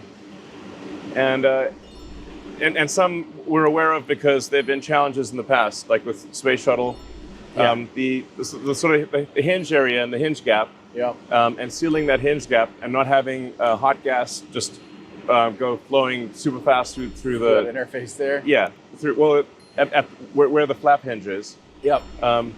Because if you get hot gas flowing through rapidly, that'll cook anything, including the tiles. So you've got a block. We've got a hot gas seal at the forward and rear flap hinge, and so one of the key questions is, does that seal work? Right. We think it'll work, but it may not work. Then there are some, questions of like how well do the tiles stay on? Right. There's a fundamental challenge here where the tiles are ceramic, so they're very brittle. They're like a coffee cup, Right. or a dinner plate. Yeah. So you've got essentially a whole bunch of dinner plates stuck to a steel surface. The steel surface is getting cryogenically cold because of the propellants, so it's shrinking. Yeah. So on ascent, the rocket has shrunk. Yep. So you can't have the gaps in the tiles be too tight, or they will just shatter against each other. Yeah. The gap will be too tight. Yep. Then when it's coming in for landing, the shuttle, you no longer have the cryogenic propellant in the main tanks, and the tiles get very hot. Yep. So now they want to expand. Yep. So you've got a contracted inner surface and expanding tiles. Oh, geez. Yeah. Right. So now, and the thing is, like, you can't have a big tile gap because then the plasma will get in there and melt the primary structure behind it. Exactly. So like, what's the right tile gap? And that's going to vary depending upon where you are on the rocket, on the ship. So it's going to be like some parts of the ship have cryogenic propellant, some don't. Yeah. There's also how well do the tiles attach? If we attach them and we accidentally break one, but it's hard to see, then that could be an issue. Right. And we currently think we're probably not resilient to failure to loss of a tile in the hot sections of the ship that are the tank portion. So if the pressurized areas. Yeah, the pressurized areas, exactly. So, and technically the nose will be pressurized too. So if the pressurized areas lose a tile and then you melt that area, that'll cause it to pop. Right. So the ship will explode. Yeah.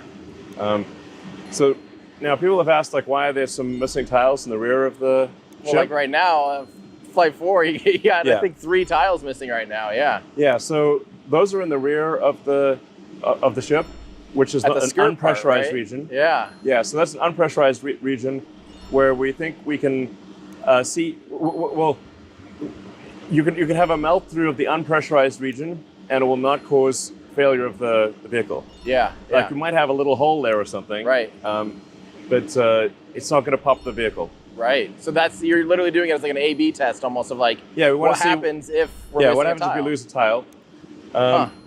Now we do have plans for a secondary shield beneath the tiles that is much better than what we have right now. So right now we, and some of this I can't say the details of it because it's like ITAR control, it's sort of secret.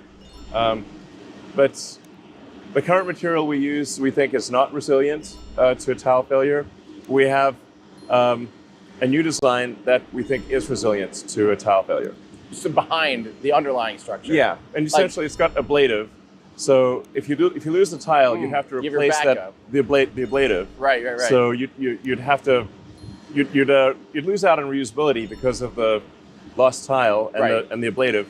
But you have but at least it's intact. Yeah. And you can recover it, refurbish it, and get it back out on the fleet. That's cool. And especially for carrying people, which ultimately we expect Starship to carry it maybe 100 people at a time to Mars, and also to the moon. Yeah. Then it's got to be super reliable. It's got to have ideally no single point of failure. Right. So have you given up? A long time ago, you were talking about transpirational cooling or active regen and stuff. Did that just kind of didn't make the trade, or?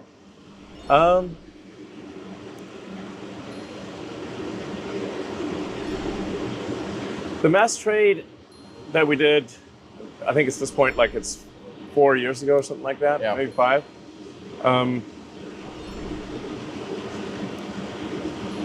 It seemed like at that time it would be at least twice as heavy as a ceramic heat shield.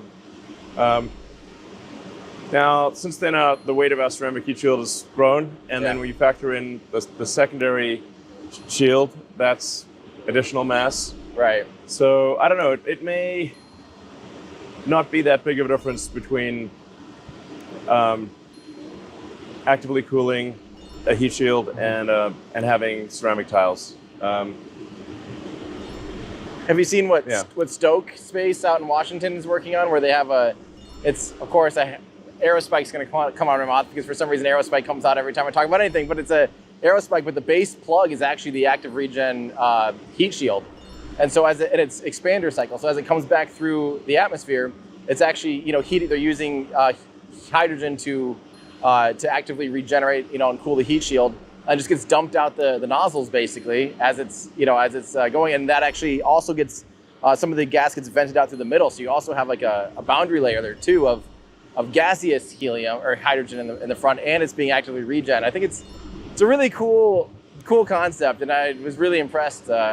It made me just think about like regen, active regen in a different way, and I thought that was pretty neat. But I know you guys had talked about the transpirational cooling years ago, so I didn't know if, I think it's probably correct that a ceramic heat shield is going to do better than transpiration. There's also the question of like, if you go to Mars and you're coming in at hot and you're coming back to Earth, if you come back from Mars to Earth, you're coming in very hot. Yeah. It's not clear whether transpiration cooling could succeed there. Up there. Yeah. Here's my wacky, dumb idea of the day is on the inside of the tank, if you had like a thermal camera, you have like a fire hose with cryogenic coolant, just spray if there's a burn through. Sure. Spray it down from the inside. I don't know. I'll always be happy to throw out the dumb ideas. Especially when you have header tanks there, that are filled with the cryo all pressurized, ready to go. All it's going to take is one heat shield tile missing potentially, and could have a bad day. There's a lot of ways to solve the problem. Yeah. So what matters is that it is solved. Yeah. Even though, there are many ways to achieve full reusability. What matters is that it is achieved. Yeah, 100%. And then once you're in the sort of over the hump of full reusability, whether one system is slightly better than the other is a secondary concern. Right. Yeah, it's tomato at that point. Yeah. Should we keep moving along here? Yeah. So when with Flight 3, when it broke up, that was mostly just because obviously it couldn't maintain orientation, so it didn't even have a chance of having the heat shield. You would have noticed that the engines, there was a lot of like fire coming from the engines area, which is not that's not good. Yeah. On re-entry. Right. Definitely when not. the engines aren't on. Yeah. So this is you can see we're just finishing. We're trying to get the shell completed as quickly as possible, but we still have a lot of work to do on the interior of the factory. But this will dramatically improve the production of the rocket. Yeah. It's being able to move from one station to another, which is a linear adjacent flow. I don't really know what that means, but well, the thing that really matters for, people talk about the moving production line of sort of Henry Ford and the automobiles. What actually matters is linear adjacent flow, as opposed to a production line that moves. So it's simple. Okay, yeah. Like one step leads to another. Yeah. And things move along in a cadence. Okay, yeah. Yep. And you don't have to have the physical. It doesn't matter whether there's a conveyor belt or not. Got it. That's a secondary concern. Got it. Doesn't matter. It just matters that there's a tempo. So every station has roughly the same amount of work time. Right. And things move from one station to the next station, and the specialization of labor at each station. Yes. Okay. So these are the principles that actually matter. And that's what you guys kind of solve by doing the tents first, because you could just willy-nilly rearrange things, see how things were actually falling, see what order things were going in. But the tents were very inefficient once you know what you want to build. Yes, yep. Yeah. So it was your 5-step thing of don't get too far along in the automation before you. Yeah, you don't know what you're going to build. Yep. Like it's difficult to convey just how much like, you know, this is. We don't even know what the rocket would look like. Yeah, yeah. So. And in some senses, you still don't necessarily know. It's still changing. At this point, we're confident that this architecture is at least one of the solutions. Yeah. That's not to say there couldn't be other solutions like the one you talked about, but that this will work. Yeah. It's just a question of ironing out the bugs and improving the performance of everything from the engines to the avionics to the primary structure, the heat shield, everything. Yeah. But it will work. Yeah. I think I was mentioning, or I was beginning to say that the most important, the toughest remaining problem is a reusable orbital heat shield. Mm-hmm. So nobody has ever made a reusable orbital heat shield. So the space shuttle is the closest. Yeah. But that took, I think, something like 9 months and thousands of people to refurbish. Right. So it's difficult to one cannot call something that requires so much work to refurbish as truly reusable. Yeah. It's certainly not rapid. Yeah. For the first time ever, there needs to be a rapidly reusable orbital heat shield, which no one has ever done. So it's a hard problem. Right. So that's why I'd say that's the number one biggest remaining problem, and the goal of this flight and really the flights for the rest of this year is get through the high heating, so the heat shield survives. Yep. And then the ship is still operational and is able to steer to a specific location and do a landing burn. Yep. In the ocean. Yes. And then the booster, we wanted to be able to, for this flight, to come back and do a landing burn at a specific location. Yep. So do we know how far out is that going to be? Do you know? It's pretty far out. I mean, but I think we're pretty close to that. If we don't solve it on this flight, I think we'll solve it in the next 2 or 3 flights. So just having the booster, do the hot staging, come back, do a boost back, steer correctly, and to a precise location and do a landing burn, and then and essentially do a simulated tower catch. So it's like. So will the tower actually? No, it's just a. Okay. The rocket will think it's not trying to get caught by the tower. Right. At least I thought it'd be first. kind of cool if the tower mimicked it, out here. To make sure, because I even wonder, like, how do we know the tower's going to be okay? Like after a launch like that, to be able to. Well, we operate the tower after the launch, so we can tell if there's any damage. Yeah. If this launch goes perfectly, we'll be able to. We'll have the booster do a boost back and a controlled aero controlled descent to a specific location. Yep. Initiate a landing burn, and be caught by an imaginary tower. Yep. Yep. And then the ship, if things go perfectly, which probably won't, it'll get through high heating. It will still be fully operational. It will control itself to a specific location and in the ocean, and then initiate a landing burn, and also pretend it's getting caught by the tower. Wow. Now, I think I think we've got maybe a 50-50 chance of the heat shield working. I mean, that's decent. Yeah. Yeah, like it's a high uncertainty, but like roughly 50-50. But if not on this flight, then in the next 2 or 3 flights, I think we'll solve that. Yeah. Well, and you guys, let's kind of head over here. You guys did make a decent amount of changes to hopefully ensure re-entry is better this time. Like you added some new roll thrusters. Oh yeah. And a few things like that. Yeah. What happened there that the roll thrusters got?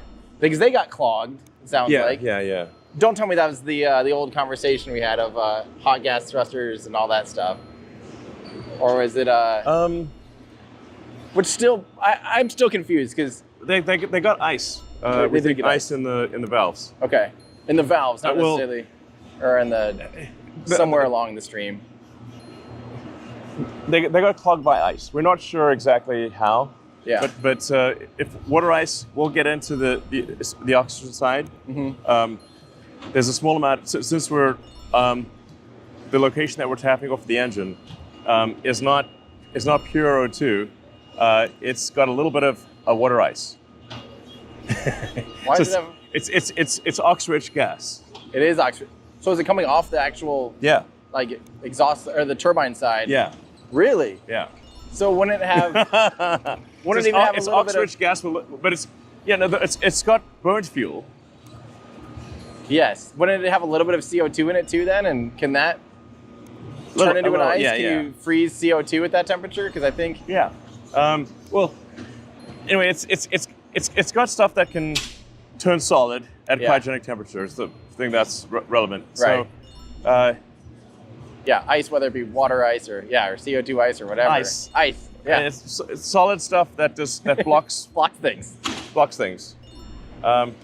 So we've improved the sort of ice strainers or the ice catchers. Yep. We've improved the valves. And something I think we'll do in the future is move to, for critical valves, series parallel valves. So any one valve failure does not, no matter what happens, does not take out the ability of the ship to orient itself correctly.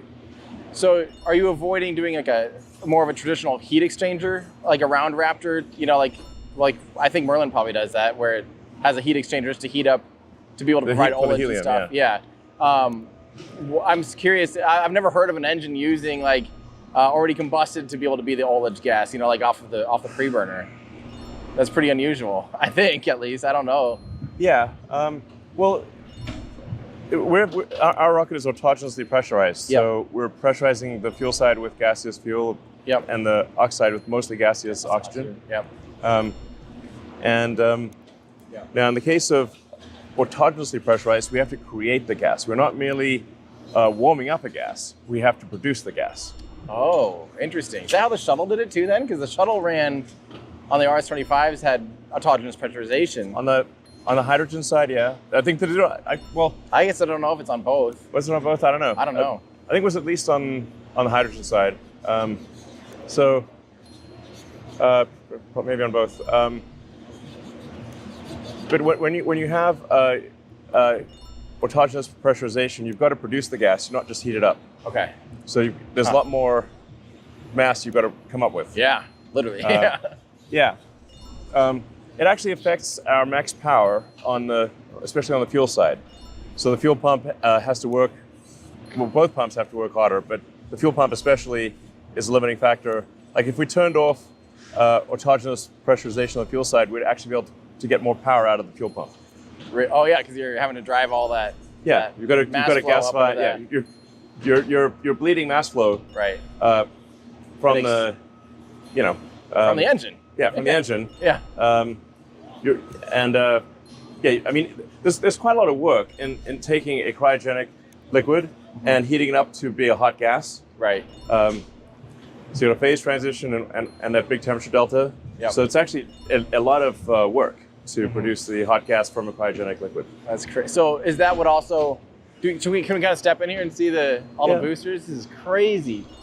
Is that what also was the blockage of the ox tank on the booster too? Then similar ice buildup blockage, or was it on flight 3 the Raptors were shutting down during boost back burn and had an ice buildup?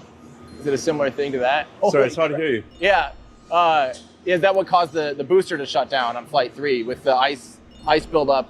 Was it a similar type of thing, like an autogenous pressurization issue that clogged a few of the engines?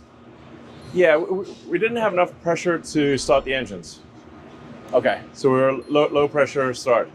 The full answer is quite complicated, but because arguably we could have started with lower pressure, or we didn't need to start all the engines. Anyway,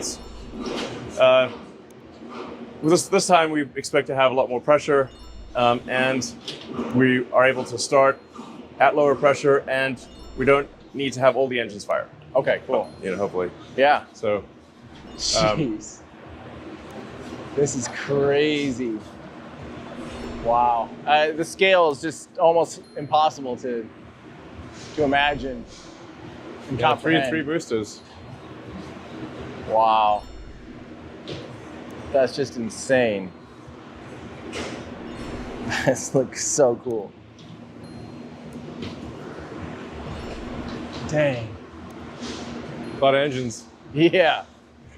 It's an insane amount of engines. I mean, right here we're looking at, what, 99 Yeah. engines for these three 99 vehicles? Engines. 99 engines in 99 a... Raptors on a wall. 99 engines in a ship ain't one. Yeah. That's absolutely insane. The scale of these things, it's just hard to fathom. Wow. So are you guys are trying to move down to 3 grid fins, is that right? From the 4? Is that It's not a Maybe. high priority. It's a mass optimization to move. You definitely only need 3. Yeah. And I think technically you could do it with 2, if you're willing to oscillate. yeah, like turn for yaw, then Yeah. roll again for pitch and Yeah, that's definitely you're asking for a bit of trouble if you just have 2 grid fins. Right. But it is technically possible. Right. The 3 for sure. But that's a fairly minor optimization. Right. With the cowbell diverter things, you know, the ullage gas thrusters or whatever, I need to clear something up for myself because I'm getting confused. So cold gas thruster would be like a nitrogen thruster where it's just literally compressed nitrogen goes out of a nozzle. Cold gas is room temperature gas usually. Is room temp. And then would we consider that almost like a warm gas thruster? Yeah, warm gas thruster. And then like a hot gas would be where it's a reaction, probably like a bipropellant thruster still. But for both the booster and the ship, you don't really need much control. The attitude control needed is small. So you just can't have a leaky valve or a stuck valve. Yeah. That seems. This is like the third time Falcon is all cold gas. What is? Falcon right, is all cold right, gas. yeah, And we've done, I think, 6 starts. So it's cold gas that has been maintaining propellant settling and attitude control for 12 hours. Right. Yeah. So And you have a lot of it on tap. So that's. I don't know why that's still a hard one for me to fathom. Even though we've talked, this is the third time It's got now. a lot of hot gas. Yeah. Or warm gas. Especially when it's empty. It's all warm gas. But the Delta V needed is tiny, so Yeah. some very tiny thrusters are needed. Huh. So yeah. So how much do you feel like after you fly? How much is it like? Oh God, we have to change all of these. Like, is it literally you find something on one and then you're literally like immediately having to make changes on all these things, like everything that's in production. Yeah. You're just So there's hundreds of learning changes lessons. that actually take place, not a few. Yeah. Hundreds. If you go to a detail level, there might be thousands of changes that Especially happen. when you get software involved, I'm sure it's Software for sure. I'm just talking hardware. If you just look at the Wow. hardware changes across the ship and the booster and the engines, it's thousands of changes between each flight. But many of them are very small. But a very small change could be a big deal. Imagine how long it'd take a traditional aerospace company that had a rocket they're working on to make 1,000 changes between flights and then fly it 2 months later. I mean, that's what we're doing here. This is you're barely over 2 months from the last flight, and the vehicle's had over 1,000 changes. Easily over 1,000, several thousand probably. So, That's insane. like But I said, a bunch of them are little changes, but say Right. like, is it different in a way that could have an effect on the rocket? Yeah. Yeah. So it's probably several thousand. And do you feel like for now, are you generally like kind of overbuilding them to just try to get through the point of being able to prove the heat shields, prove all the stuff, and then eventually you'll work on mass? We're trying to answer the questions that I mentioned. The Yeah. biggest question being, what does it take to get through max heating with a reusable heat shield? Then being able to have the booster come back and be caught by the tower. Yep. And have the ship also come back and be caught by the tower. Yeah. So those are the 3 very big things big that questions. need to happen. And that's in your mind when you're launching these, including like flight 1, 2, 3. Those are the questions. Like those flights are just That's to what's answer needed those for questions. full reusability. See, I think people just don't understand that you're not looking at trying to get out there and launch a satellite tomorrow. You're trying to answer questions. The payload for all the flights this year is data. It's data. Just to learn things. So it's design refinement to understand what works, what doesn't work. Yeah. Some things sometimes work, which can throw you off because it worked once but it doesn't work again because the combination of factors isn't the same. Yep. So, you want to have. So the first things you'll find are like fundamental errors of design, where success was not one of the possible outcomes. Yep. Then, in some cases, it's kind of like Russian roulette. Success is sometimes possible. Right. Yeah. But once in a while, you blow yourself up. Yeah. Yeah. So that's going to require a lot of flights to figure out like those. the 1 in 10 failure, the 1 in 100 failure, that kind of thing. There'll be a whole bunch of things like that. Well, kind of even like the SN stuff, when 8 was darn close to landing, 9 was almost a reversion feeling, 10 was better, 11 was worse. Like there's a little bit of a ping pong as things were kind of being tried and tested, and you're still kind of in that phase, even at this scale. I just don't think people are used to that, you know? Yeah, I mean, a lot of those like early tests were also just about us learning how to work with stainless steel as the primary structural element. Yeah. And working with liquid methane and with a full flow stage combustion engine as the engine. So a lot of what people saw was that the flight, did it land or not land? But we're just trying to figure out how do we work with steel, and how do we work with a methane as a fuel, and a new engine architecture, and a totally new engine architecture, and new flaps, like things that are just and do the flaps new and novel. Yeah, you have to actuate the flaps. You need very powerful actuators for the flaps because there are a lot of force. It's like an airplane moving its wings. Right. So these are very powerful actuators that are needed. Yeah, absolutely. And all of the engine to vehicle interactions are very complicated. Yeah. So you don't really see those on the test stand. When you're firing the engines on the test stand, you don't get the engine to vehicle interactions. And then you got different engine to vehicle interactions in flight than you do on the ground. Yeah, 100%. Especially when you're changing orientation of a vehicle and different G forces and zero G. I mean, all the things. There's no test stand that can test a rocket at 17,000 miles an hour doing 6 Gs in every different orientation. Right, exactly. It's not possible. Yep. So you have to fly it. Yeah, you do as much as you can on the ground, then you got to fly it. Try to figure things out in simulation, but a lot of things are not going to be included in the simulation, so it'll work in some, but not in reality. Exactly. It's crazy. Shall we keep moving? Yeah, sure.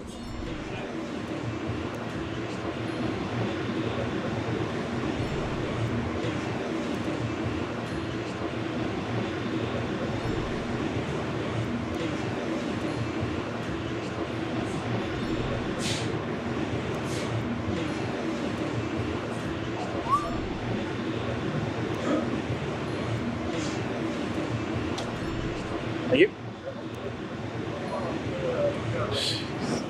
I don't like it. Me. We're over here. That'll work, yes, sir. We're just about to de-rig from the crane, and then we'll be able to cross the barrier. Right on. Jeez. Wow. Yep.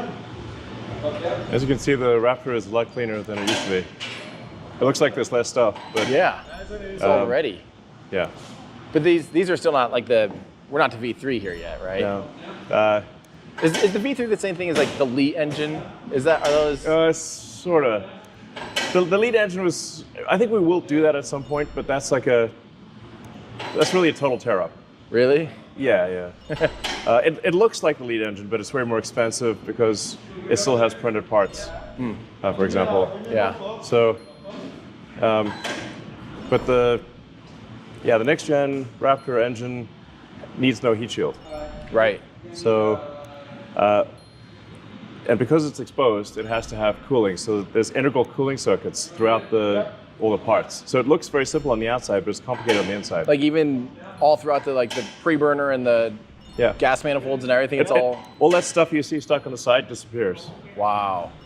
Uh, And that's actually that's being worked on now already. That's already. yeah, we have a design. We have a design that works. It looks like the engine isn't complete. Well, yeah, you had that render on that presentation. And it just Yeah. looked like literally like a looks first like it's attempt missing at mocking parts. up. Yeah. Yeah, but it's actually just the secondary circuits and integral cooling are part of each part. So, Wow. So if you have a secondary cooling circuit, you run the secondary cooling circuit or secondary flow circuit through the various parts. Right. And we also eliminate a whole bunch of bolted and welded joints. So, especially the bolted joints, you really want to get rid of those. Yeah. Yeah. You know, bolts and flanges and seals are hell, especially yeah. if they're hot. So yeah, the next gen Raptor engine is actually a little difficult to service because there are parts that don't have a flange anymore. It's just welded shut. Right. Yeah. So you're just hoping to be able to get the design up to be so reliable, hopefully, that Yeah. you just don't need to If you service need it to as change a often? part, you need to literally cut it open. Wow. So you'll probably, at this point, you might as well just like swap out the whole engine, I assume, and just. No, we can cut it open. Yeah? Yeah. We can cut it open. So, Just but there's, crazy. yeah. I mean, there's a massive bolted flange for the hot gas manifold that's transferring hot gas from the fuel-rich hot gas from the fuel pump side. Yeah. You can see that.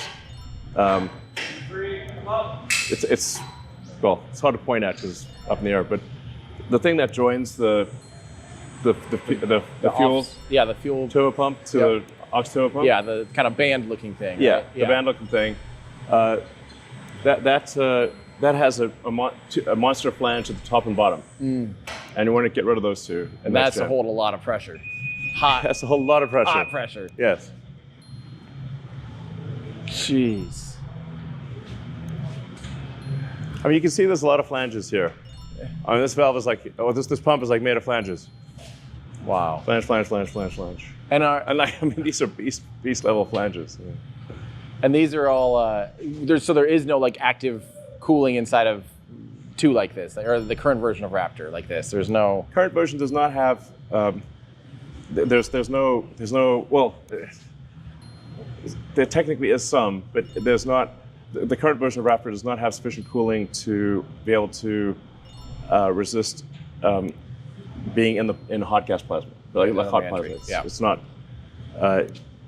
It would melt. That's still why I need the shield here. Yeah, then. that's why it's heavily shielded. But next gen, a bunch of the flanges you see here will disappear, and it will have integral cooling and integral secondary flow circuits. Yeah. Yeah. Do you guys look? Is it possible to do? There's a whole bunch of engines down there. Pretty densely packed. It's a lot of thrust. It's a lot of thrust. It's crazy. It looks like when you go to a Christmas tree store or something. Just, Yeah. That's insane. Each one of these is the most advanced rocket engine ever made. And they're just being cranked out like it's nothing. Yeah. Super high pressure, high efficiency. You got a full flow stage combustion. All the It's goods. insane. Yeah. Is there ever been any look into, like, I know, with aircraft turbines, you can do, like some kind of cooling on the actual turbine blades. Is there any way to do any kind of cooling on the turbine blades and Raptor? We've had that discussion many times. We probably head back into the and see the main factory.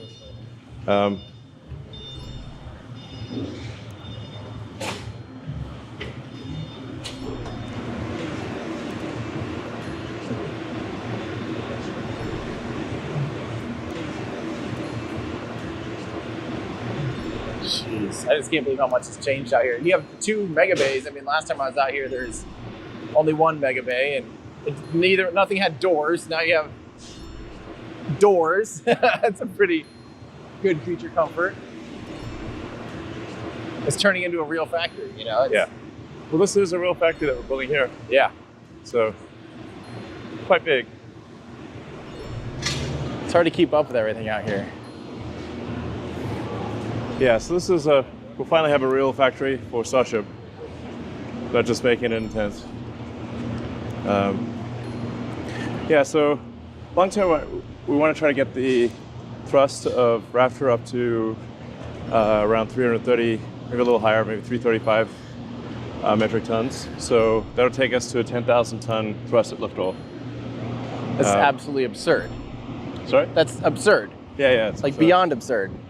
That's coming up on 3 times the amount of power as the Saturn V. That'll be roughly 3 times the Saturn V.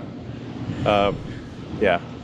But that's what you Be need. like 22 million pounds of thrust. The Saturn V is 7.5. Oh my gosh. So Absolutely insane.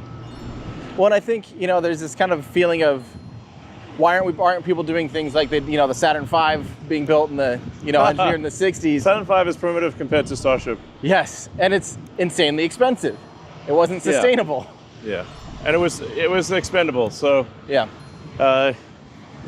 Starship is just any rocket that is fully reusable, which no one has achieved, because it is extremely difficult. Mm-hmm. Not because they didn't think about reusability. Right. So it was just too hard. So, and obviously we haven't achieved that either. We've got a. I'm hopeful that we will achieve it by next year. Mm-hmm.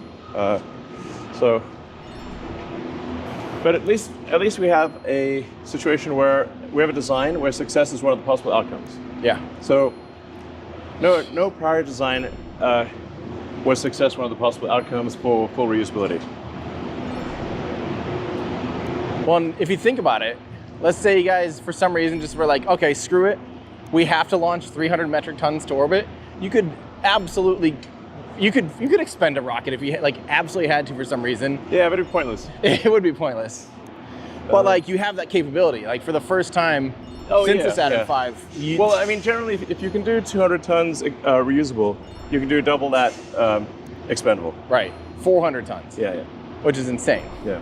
I mean, even to the point of if you had to do, let's say you had to do, HLS or something to try to speed it up or something, if orbital refueling's not done or something. No, orbital refilling, I don't want to count chickens before they hatch, but orbital refilling is really just docking with ourselves. Yeah. We dock with the space station all the time. Right. A space station is way harder to dock with than ourselves. But will it be all docking up to a depot? Is that kind of the plan? Is there to be an orbital? It depends on how quickly you want to launch. So if you're going to the moon, I don't think you need a depot. I think you just send a ship up and send tankers immediately. Yeah. And your boil-off rate will not be too bad. Okay. Now for the moon, you'd want to have a dedicated Earth orbit to moon system because you don't need a heat shield. Right. Well, maybe you need a heat shield to brake, I suppose. Probably actually, yeah. The moon's harder than it seems because it doesn't have an atmosphere. Right. So you can't use the atmosphere to brake. So. But if you have time, I guess you probably have. Anyway, it's like. Yeah. For landing on the moon, obviously you don't need flaps, don't need a heat shield, and you need very little thrust. Right. But you do need pretty big landing legs. Right. So in case one leg lands on a boulder and one lands on a crater, and you don't want to tip over. Right. So. Because that's, I think HLS, I don't think a lot of people understand that we're going from a 16-ton lunar lander with the Apollo program to a, I don't even know how heavy HLS is going to be. When it lands, it's going to be at, at least 10 times that massive. At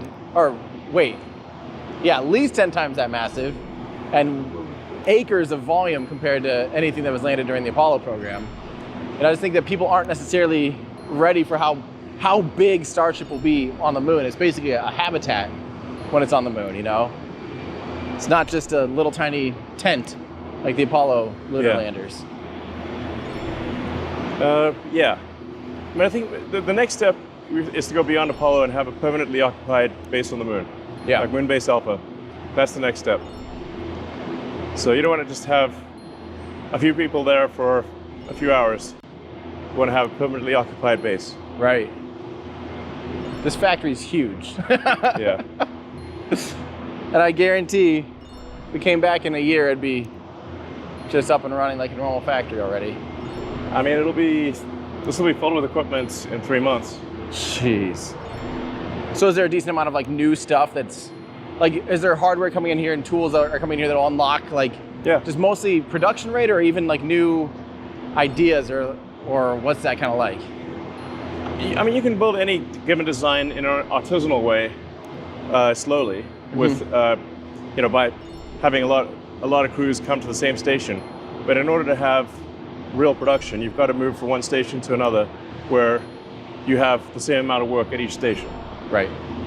So this is meant to have a lot of stations. So you'll see a lot of work in progress. Yeah. And you'll be able to see very clearly, you guys, where the blockages are. And make changes to it then. Yeah. Jeez. It's so funny to think about how, you know, we were only 5 years ago out here when the Mark I and all you had was a tent and Stargate was the biggest thing out here, that little Stargate thing. Yeah. And now I almost missed it trying to pull into Stargate today because it looks like a little hut. Yeah, it's like dwarfed by absolutely everything else out here already. Yeah. It's just crazy. Oh, that feels nice. Air conditioning. Holy crap. It just keeps going. Yeah. I thought that was the main thing. Yeah. Jeez. So there was more behind that wall. Yeah. Holy crap. So this is more of a real factory here. This is what the other side will look like. The other side will look like this. You know, there we're obviously just checking each tile to make sure it's not cracked and it's well seated. How are you feeling about the way they're actually secured on there, like the mounting point? Is that decent? We're continuing to iterate on the mounting point.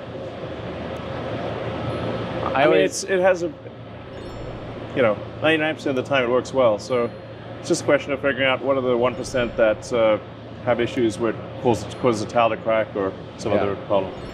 I always keep thinking the one of the big challenges is that you can't access you can only access it. You can't access it from either side really. Like there's not a bolt you can screw on because you have. It's a snap-on. It has to be a snap-on. Yeah. Have you ever seen the like furniture mountings where like you have two pieces of wood joined together and then you spin a magnet on one end and it spins the nut on? I've always wondered like if something like that could be. I mean, this applied. is basically, it snaps on and you pretty much have to break the tile to pull it off. Really? Yeah. That's meant to go on and stay on. Yeah. Well, and we still see, like, even on the parts that aren't tapered up, you know, like on the main body, we still see some horizontal seams. What's the deal with those seams? I know that was like pretty bad. No, they don't really matter that much. They're just different sections of the nose cone. So, now, this is somewhat of a debate. You could wait until the whole nose cone is made, and then put the attachment points on at that point. So currently we put the tile attachment points on in sections. Okay. So that's why you've got a line. The horizontal line, okay. Yeah. It's probably just a lot harder to, once it's all manufactured, it's just so massive, it'd be hard to put all the attachment points on. Is that kind of the problem? There's more than one way to skin a cat. This is just a cat getting skinned. Yeah, yeah. Yeah, it's not to say that there is not a better way to do it. Yeah. There are. The first order of business is to get one way at all that works. Yep. Thereafter to optimize. Yep.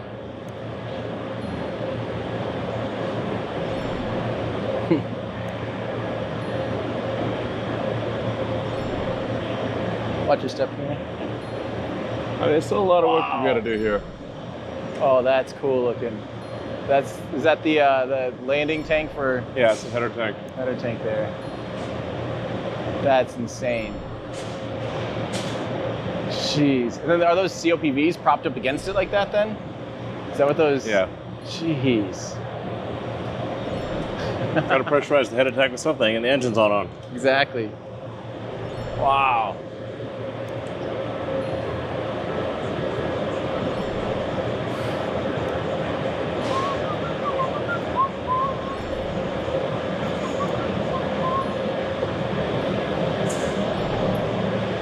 So the like the Pez door that we see on Starship now, do you think that's going to stick around?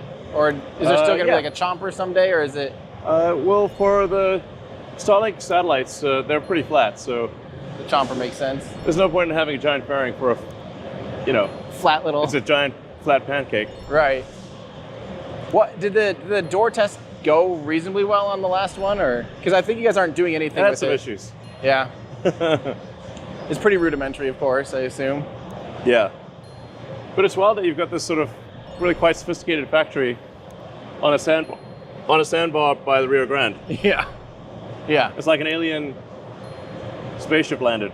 Right. Seriously. So are these thrusters here then? Is Yeah. that what these are? Little jetpacks. This will take the detailed stuff of the.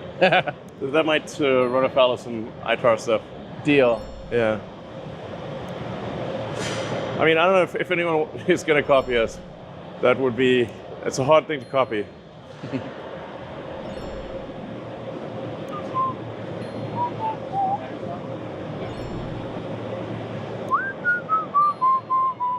It's come a long way since 3 times. Yeah, sure has.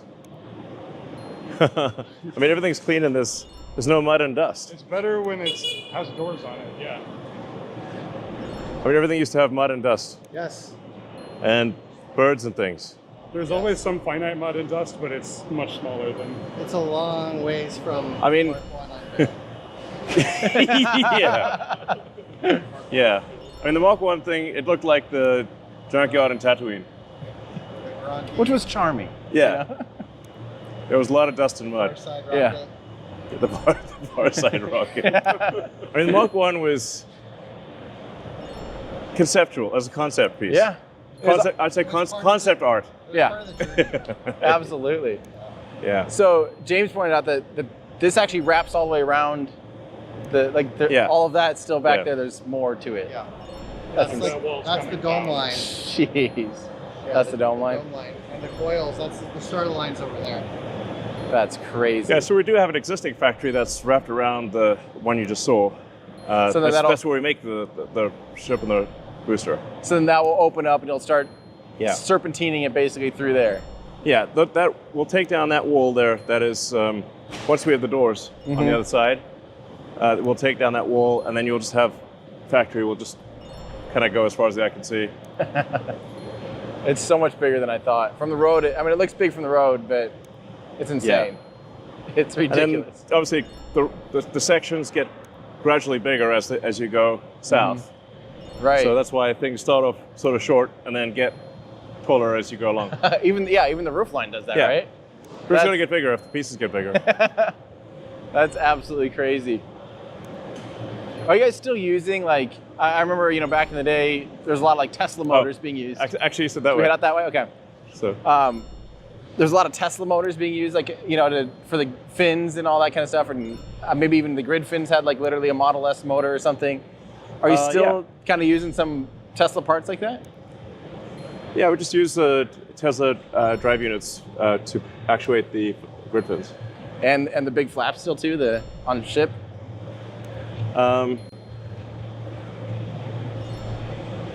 Yes. Sorry. Yes. Essentially, sorry, I was thinking about something else. Yeah. Hey. Yeah, we use the. We're trying not to use hydraulics. It's all electric actuation. Yeah.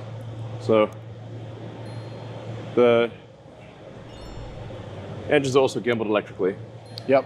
So you're really moving away from hydraulics wherever possible, really. Yeah, there's I think there's actually no hydraulics in the vehicle. If there's hydraulics, it's some very tiny little part. Huh. But I think there's none. That's wild, actually. I can't even think of another. There's pneumatics. Right. A lot. For all the valves and everything, obviously. Yeah. That's crazy. Jeez. It's surreal compared to what it was Yeah. just a little bit ago. Wow. It just keeps going and going. That is crazy. Yeah. From one little tent. Yeah. This is starting to make Hawthorne look tiny, and Hawthorne's a big place. Well, Hawthorne's actually a whole campus. Absolutely crazy. That's Meme Street. Meme Street? Yeah. Is that what it says now? That's what it's called. All right, I think we're jumping in a different car here. But if you look at the street sign, We got Meme Street. yeah, it's literally called Meme Street. That is its official name. It used to be called Weems, and we changed it from Weems to Memes. The important things, I love it. Holy crap, was that incredible or what? Huge thank you to especially Elon Musk for showing us around and following up and just teaching us so much about what's going on and showing us the inside. Huge thanks, amazing. And I also owe a huge thank you to our supporters, especially those over on Patreon. If you want to support the work we do here, head on over to patreon.com/everydayastronaut. And now is a great time to be a supporter because we already have part 2 up for review. So again, patreon.com/everydayastronaut to catch part 2 right now. But even if you're not a supporter, fear not. Part 2 is coming out once reviews are done, so be sure you're subscribed so you don't miss out. And while you're waiting, a good free way to support the channel is to just watch some recent videos that you might have missed, like other tours of companies or deep dives on alternate launch concepts. So click around, watch a few, it truly helps the channel out. And while you're online, be sure and check out our awesome merch store for shirts like this, our new orbital shirt, and lots of other incredible things over at everydayastronaut.com/shop. Thanks everybody, that's gonna do it for me. I'm Tim Dodd, the Everyday Astronaut, bringing space down to Earth for everyday people.